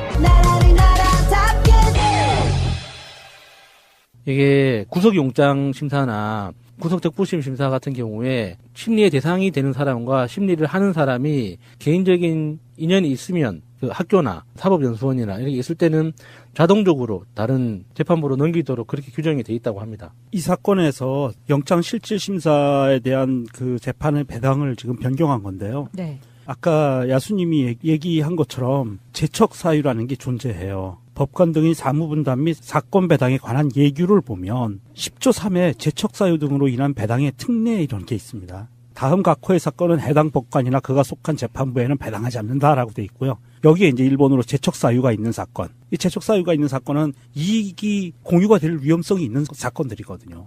그 이익이 공유된다고 하니까 굉장히 좀 있어 보이네요. 그렇죠? 네. 판사가 피고인이나 검사나 변호사와 굉장히 관계가 많이 엮여 있는 경우, 그러면 공정한 재판을 내릴 확률이 줄어들거든요. 그럴 때 제척사유가 발생을 하는 거예요. 그래서 그 판사한테는 맡기지 마라. 쉽게 예를 들면 검사의 형이 판사예요. 그러면 제척사유가 되는 거예요. 우병우가 이전에도 여러 번 구속영장이 발부됐을 때 취소됐었던 이유가 그 판사들의 이력을 보면은 다 서울대나 동기나 연수원 동기들이었잖아요. 왜 그때는 적용이 안 되고 이 구속적부심에만 그런 것들이 제척사유가 적용이 되는 건가. 이런 그건 좀 더 디테일하게 봐야 되는데 기본적으로 구속영장 청구에 의한 재판부는 랜덤으로 할당되는 거죠. 그때는 제척사유에 대한 이런 게 이익 공유와 이런 거랑 상관없이 그냥 랜덤으로 아무나 해도 되는 거라는 얘기잖아요. 왜냐면 구속적부심 청구 사건에만 지금 이게 이런 시스템이 있다는 이야기 아니에요? 지금 이번에는 형사합의 51부로 배당이 된 거예요. 처음에 우리가 구속영장 심사할 때는 랜덤으로 돌리잖아요. 네. 그래서 누군가 되잖아요. 네. 구속 적부심도 마찬가지로 그 사람이 그냥 다 맡아서 하는 게 아니라 돌리는데 처음에 배당이 된 게 형사합의 51부가 돼서 신광렬이 된 거고요. 됐는데 바뀐 거예요. 우병우와의 학력 경력이 이제 겹치니까. 언론에 나오는 거에 의하면 그래서 신광렬 부장판사가 못하겠으니까 바꿔주십시오라고 서면 요청을 해서 법원에서는 그래서 바꿔준 거다라는 말이 나오는데요. 그러면 그 전 구속영장 때는 왜 이런 시스템이 없냐는 게 저의 질문이었어요. 그쵸? 맞아요. 네. 재척 사유가 있어야 돼요. 거기에도 마찬가지로. 아, 근데 그럼 그냥 판결이 나왔던 건가요, 그러면? 예를 들어서 구속영장을 청구를 했는데 기각된 게 2번 있었잖아요. 우병우가. 네. 예. 근데 그때 판사가 기각했던 사람들도 다 서울대 나오고 우병우의 선후배였던 근데 이제 걸로 그거는 기억하는데. 조금 애매한 게 서울대 나오고 사법연수원 선후배고 서울대 법학과 선후배고 이거는 너무 이익이 겹칠 확률이 너무 적어요. 그냥 이거는. 그러니까 만약에 대한민국의 법관들은 거의 대부분 서울대 출신들이 예, 많으니까. 서울대 출신이라는 이유만으로 그렇게 재척을 하면 사실 판단할 수 있는 사람이 없죠. 거의. 예, 그런데 이번에는 이 고향. 아, 뭐 더 많이 겹쳐서? 예, 3가지가 구체적으로 사법연수원 동기죠. 같은 해에 같이 합격해서 같이 그 사법연수원을 나온 동기죠. 그리고 동양 출신이고. 그러니까 이런 부분들이 있으니까 사실 이런 거는 법원이 면밀히 봐서 재척 사유에 해당되기 때문에 배당을 해주면 안 돼요. 그런데도 불구하고 배당을 했다가 지금 언론에서 분석하는 데에 의하면 신광렬이 진행이 된 건지 그리고 이 사람의 조사를 통해서 과연 본인의 친인척을 동원해서 뭔가 시설 안전 점검을 하게 하고 뭐 이거는 그렇게 한 정황들이 나오고 있어요. 그건 무슨 말이냐 하면 단정은 아닙니다. 보통 이런 작은 규모나 이런 회사 같은 경우에 건물이라든지 이런 관리회사들은 자기 친인척 명의를 놓고 그냥 명의만 놓는 거예요. 시설 관리자라고 놓고 그냥 월급은 현금으로 빼서 대충 이렇게 뭐 본인이 쓰든지 이렇게 아니면 뭐 일부 나눠주든지 이런 식으로 돌아가고요. 실제로는 이제 시설 관리가 제대로 되지가 않는 거죠. 그런 식으로 움직였을 가능성이 높고 소방안전점검이라든지 그런 시설 관리할 때도 보면 아마 그렇게 주위 사람들로 인해서 돌아갔을 거고요. 그러다 보니까 본인이 굉장히 불리한 상황이 딱 오니까 지금 이 사람이 지금 걸려있는 게 업무상 과실치사상, 소방안전관리법 위반. 그러니까 이게 지금 중요한 거는요. 소방안전관리법 위반 혐의 같은 경우 이거는 별거 아니에요. 근데 업무상 과실치사상에서 이게 굉장히 중요한 거거든요. 사람이 29명이 사망을 하고 수십 명이 다쳤어요. 그러면 이거 거의 지금 최고형, 극형에 처해질 수 있는 상황이거든요. 그러니까 이 사람은 자기가 진술한다고 해서 내지는 진술하지 않는다고 해서 특별히 변할 게 없는 거예요. 단지 변호사의 코치를 받아서 변호사가 시키는 대로 해야 그나마 조금이라도 형량이 떨어질 수 있는 가능성이 있는 거예요. 그렇기 때문에 진술거부권을 행사하는 거고 이건 정당한 권리예요.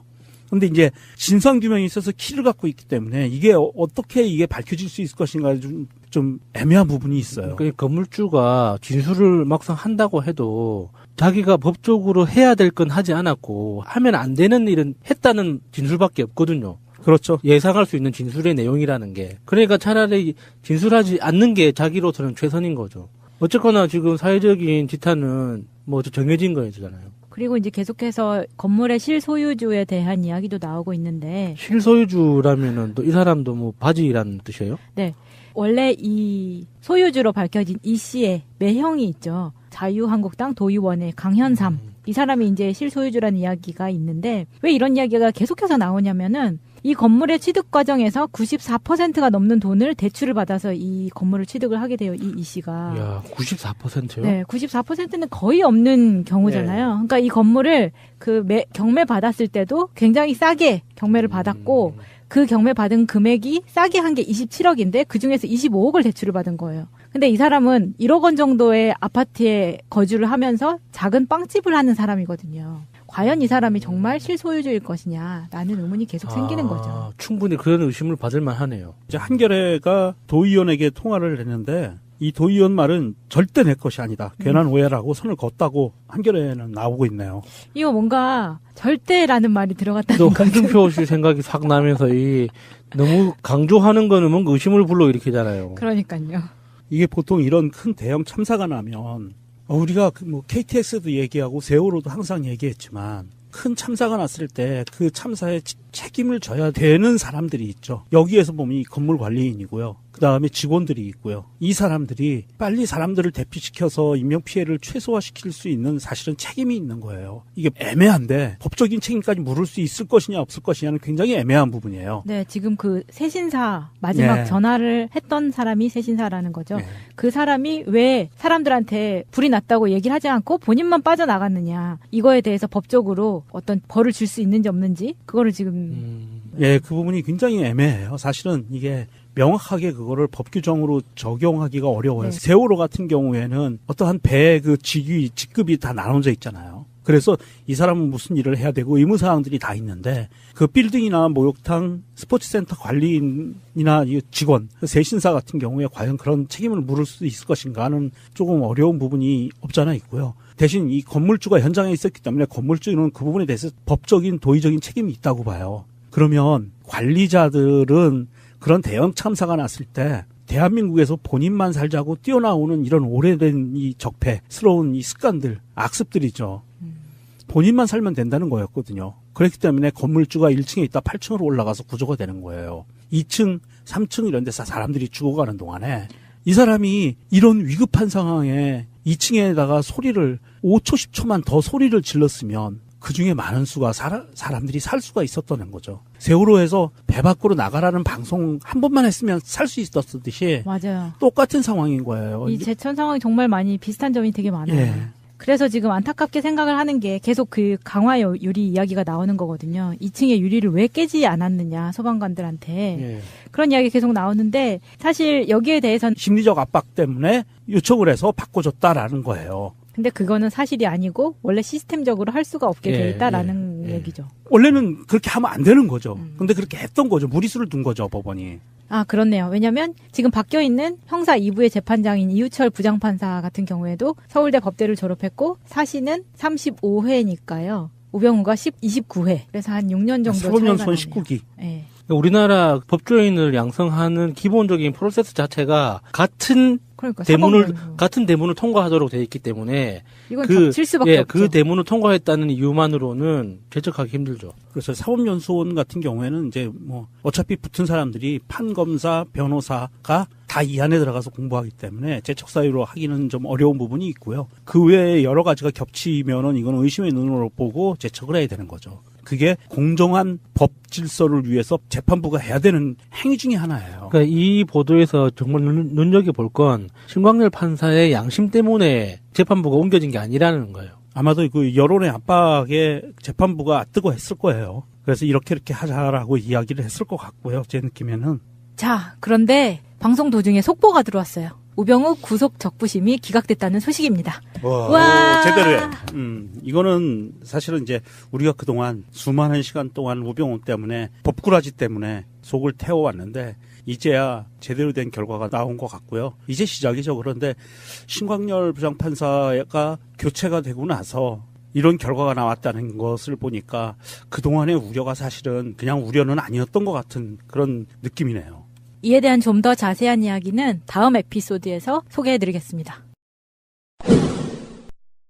이번 제천 화재 참사의 진실 규명 열쇠를 쥐고 있는 건물주가 진술 거부권을 내세우면서 입을 닫은 상태입니다. 24일 밤에 체포된 이후로는 변호사를 선임을 했고요. 이때부터 진술 거부권을 행사를 하고 있어서 진술 확보가 어려운 상태라고 하는데 이럴수록 여론 악화와 함께 본인에게 돌 던지는 사람이 많아질 텐데 굳이 지금 선택을 했네요. 이 사람 건물주 입장에서는 어쨌거나 처벌을 받을 테고 그리고 그 처벌의 수위는 자기 진술에 따라서 달라질 수 있는데 자기가 처벌의 수위를 어느 정도로 법적인 처벌 수위가 어떻게 되든지 간에 사회적인 비난은 똑같이 받을 수밖에 없잖아요. 그러면 이 상황에서 내가 받을 수 있는 법적인 처벌 수위를 가장 낮추는 방법은 그냥 조사한 대로 받는 것 뿐이에요. 예를 들어서 자기가 여기서부터 이제 진술을 시작하면 도중에 멈출 수가 없어요. 왜냐면은 증거하고 수사기관에서 조사한 거하고 안 맞는, 그리고 진술하고 세 가지가 안 맞는 진술이 나오기 시작하면 그 진술을 또 그 검증하기 위해서 주변 사람들까지 수사를 확대해야 되거든요. 그러니까 그런 전체적인 수사 프로세스를 아는 사람이 조언을 해줬다고 치면 지금 이런 사건의 경우에는 진술 거부권이 그 묵비권 말하는 거죠. 예, 맞아요. 네. 그러니까 이 묵비권을 행사하는 게 가장 유리한 정황일 수도 있는 거예요. 자기가 그동안 하지 않은 것까지도 다 범죄에 들어가기 때문에. 이 건물주가 사실은 이제 이 핵심 키를 잡고 있는데 이분이 좀 중간에 오락가락했어요. 사다리차에 의해서 구조가 된 사람이에요, 이 사람이. 이 사람이 1층에 있다가 불이 나니까 위로 올라가서 8층 옥상에서 대피를 했고 이때 민간 사다리차를 타고 예. 살출한 그 사람이라고 하더라고요. 그분인데 이분이 그 후에도 경찰이 조사 요청을 하니까 병원에서 치료 중이다라고 거부한 적도 있고요. 또 병원을 처음엔 제천으로 갔었다가 굳이 강원도 원주로 옮기더라고요. 그래서 예. 원주에서 체포된 거예요. 그래서 소환을 했죠. 조사받으러 나와라. 그래서 조사하고 조사가 끝나고 거기에서 체포를 한 거고 그리고 구속영장을 청구를 했는데 이렇게 봐야 됩니다. 진술거부권 이제 묵비권이라고 하는 거는 피의자가 갖고 있는 가장 큰 권리예요. 정말 이거는 박근혜도 행사하는 묵비권. 그래서 이 부분을 갖고 이 사람이 진술거부권을 행사했다라고 뭐라고 그럴 거는 아니고 이 사람이 자신한테 불리하게 조사가 진행되니까 변호사를 선임을 했어요. 경찰에서 조사받으면서. 그리고 나서 진술거부권을 행사했거든요. 무슨 말이냐면 변호사가 와서 선임돼서 와서 변호사가 이렇게 얘기했을 거예요. 코치했겠죠. 당연히. 그냥 물어보는 대로 다 대답하면 불리해 줄 수 있다. 이거 다 증거로 들어간다. 그러니까 나하고 상의해서 얘기해라. 진술을 거부해라. 라고 분명히 100% 그렇게 얘기했을 거고요. 변호사와 상의해서만 답변을 할 수 있게 이렇게 시스템을 가져갔을 거고. 중요한 건 이 사람이 그 핵심 키를 갖고 있다는 건데 사실 이제 이게 지난 시간에도 얼핏 얘기를 했지만 이게 지금 타임라인이 약간 좀 이상하거든요. 화재 신고가 되고서부터 그 움직였던 건물 내에서 신고가 되고 사람들이 움직인 동선을 보면 상식적이지가 않아요. 살짝. 그런 부분들이 있어요. 이게 음모론은 아니고 이 부분이 명확하게 규명이 돼야 되고 타임라인이 먼저 규명이 돼야 됩니다. 시간 순서대로 어떻게 될지. 백드래프트 현상, 그 뭐죠? 영화 분노의 질주? 분노의 역류. 분노의 역류에서 나왔던 그 장면 많이들 아실 거예요. 그것 때문에 더 위험할 수 있다라는 이야기들이 많이 나왔었는데 지금 이 유리가 2kg의 도끼로 깨지지가 않는 거죠. 네, 깨지지가 않는 거예요. 그걸로 20, 30대 구조대원, 건장한 구조대원이 수차례 쳐도 유리에 금이 갈 뿐 쉽게 깨지지가 않기 때문에 이걸 아무리 안에서 왜 그런 생각 한 번씩 해보셨잖아요. 안에서 깰 생각은 안 해봤을까? 이걸 치면은 제 생각에도 깨질 수 있을 거라 생각했는데 이렇게 두꺼웠을 거라는 거는 생각을 못 했던 우리가 거죠. 재난 영화를 보면 빌딩이 기울어져 가는데 탈출하려고 그 철제 의자를 집어서 유리창에 던지는데 안 깨지잖아요. 그런 거예요. 그렇게 강화 유리로 해서 혹시 모를 누군가 추락하거나 이럴 수 있는 사고를 미연에 방지하기 위해서 깨지지 않는 강화 유리를 놓거든요. 보통은 그래요. 그런데 제가 초기부터 정말 안타까웠던 게 뭐냐 하면 우리 사우나 가보셨잖아요, 다들. 사우나 가면 어떻게 돼 있어요? 창문 이렇게 열게 돼 있는 사우나 있나요? 없죠. 없죠. 네, 다 막혀 있어요, 사우나는. 그리고 내장이 다 나무로 돼 있잖아요. 대부분. 사우나는 나무도 많이 돼 있고. 나무로 많이 돼 있죠. 그렇기 때문에 이게 막혀 있다는 거예요. 인테리어를 해서 원래 창문이 열리는 곳이라도 인테리어를 해서 막아놓는다는 얘기죠. 밖에서 보이지 않게 하기 위해서 또 보온을 위해서 냉난방을 위해서 막거든요. 그런 시스템으로 돼 있기 때문에 지금 이거는 정말 이 건물주도 건물주지만 이거는 법 규정을 바꿔야 돼요. 소방안전법이라든지 기타 여러 가지 법률들을 정비를 해서 안전 위주의 법률을 전체적으로 손을 봐야 되는 상황이 온 거예요. 지금 세월호 때문에 사람들이 안전에 굉장히 예민해져 있는데도 불구하고 우리 허를 찔린 겁니다. 이번에 제천 사고가 난 건물의 이중 유리 두께가 22mm라고 하잖아요.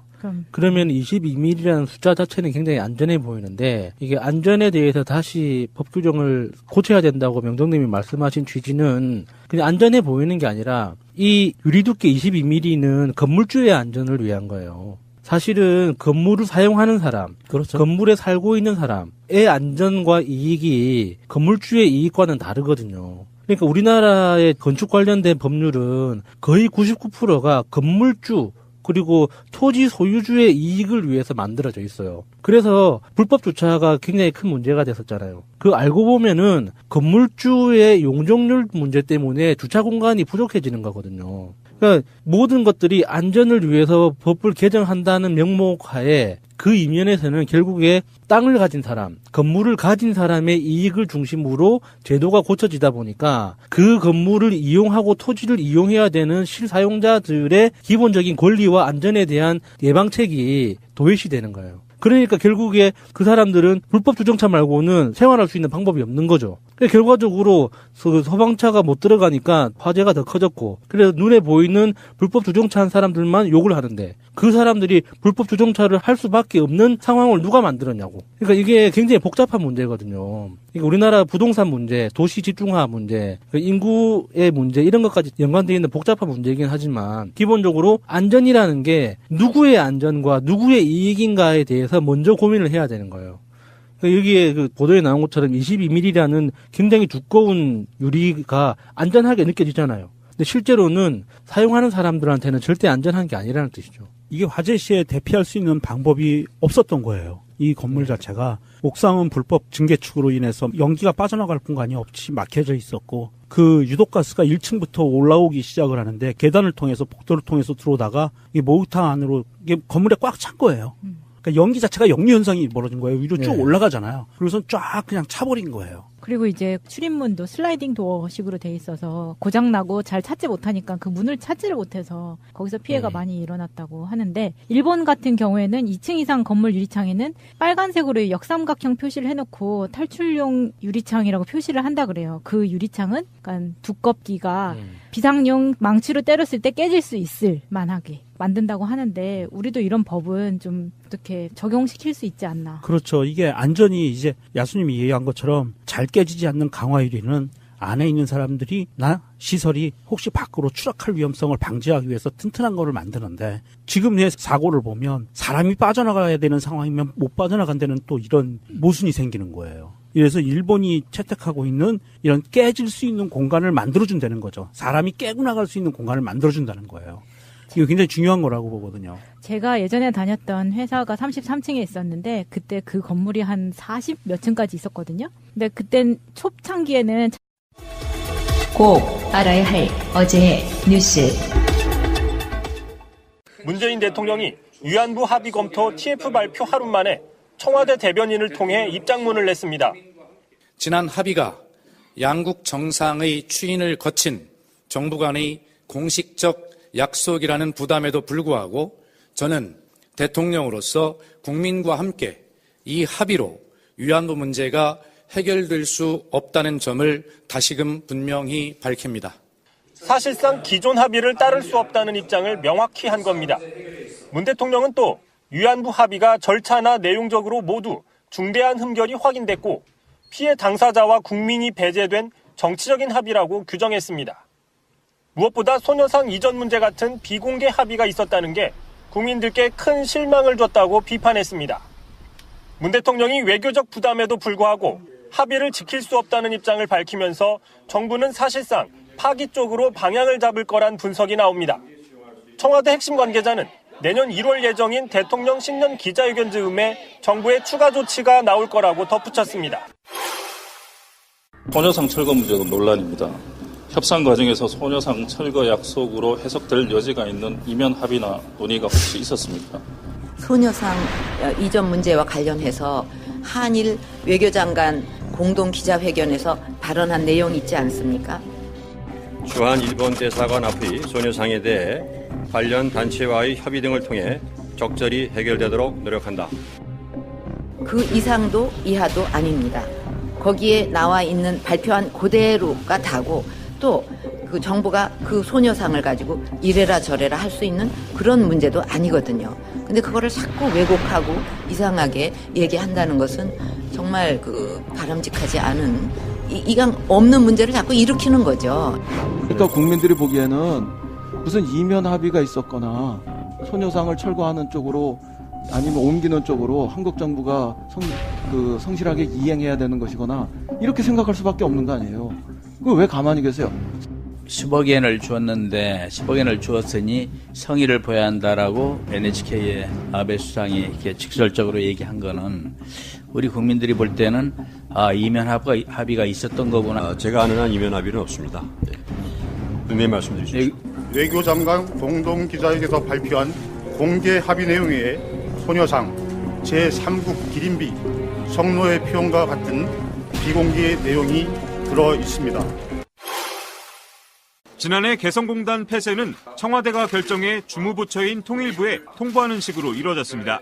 2월 8일 오전 청와대 외교안보 수석이 통일부 장관에게 개성공단을 철수하라는 박근혜 대통령의 구두 지시가 있었음을 통보하였습니다. 박근혜 전 대통령이 개성공단 폐쇄를 이미 결정해 통보한 뒤에 NSC를 열었습니다. 절차를 갖춘 것처럼 보이기 위한 요식 행위였습니다. 이후 개성공단 철수 방안을 마련하는 과정도 졸속으로 이뤄졌습니다. 김관진 당시 청와대 안보실장 주재로 열린 회의에서 세부 계획이 마련됐는데 대통령 지시가 있고 불과 몇 시간 뒤에 나왔습니다. 통일부는 철수 시기와 용어 선택 등에 있어 의견을 제시했지만 청와대는 묵살했습니다. 혁신위는 국무회의 심의 절차 없이 대통령의 구두 지시로만 개성공단 중단을 결정한 건 헌법과 관련법을 위반한 행위라고 지적했습니다. 방송 중간에 좋아요를 눌러주시면 새날팀들에게 큰 힘이 됩니다. 미리 감사합니다. 트위터가 진짜 언론입니다.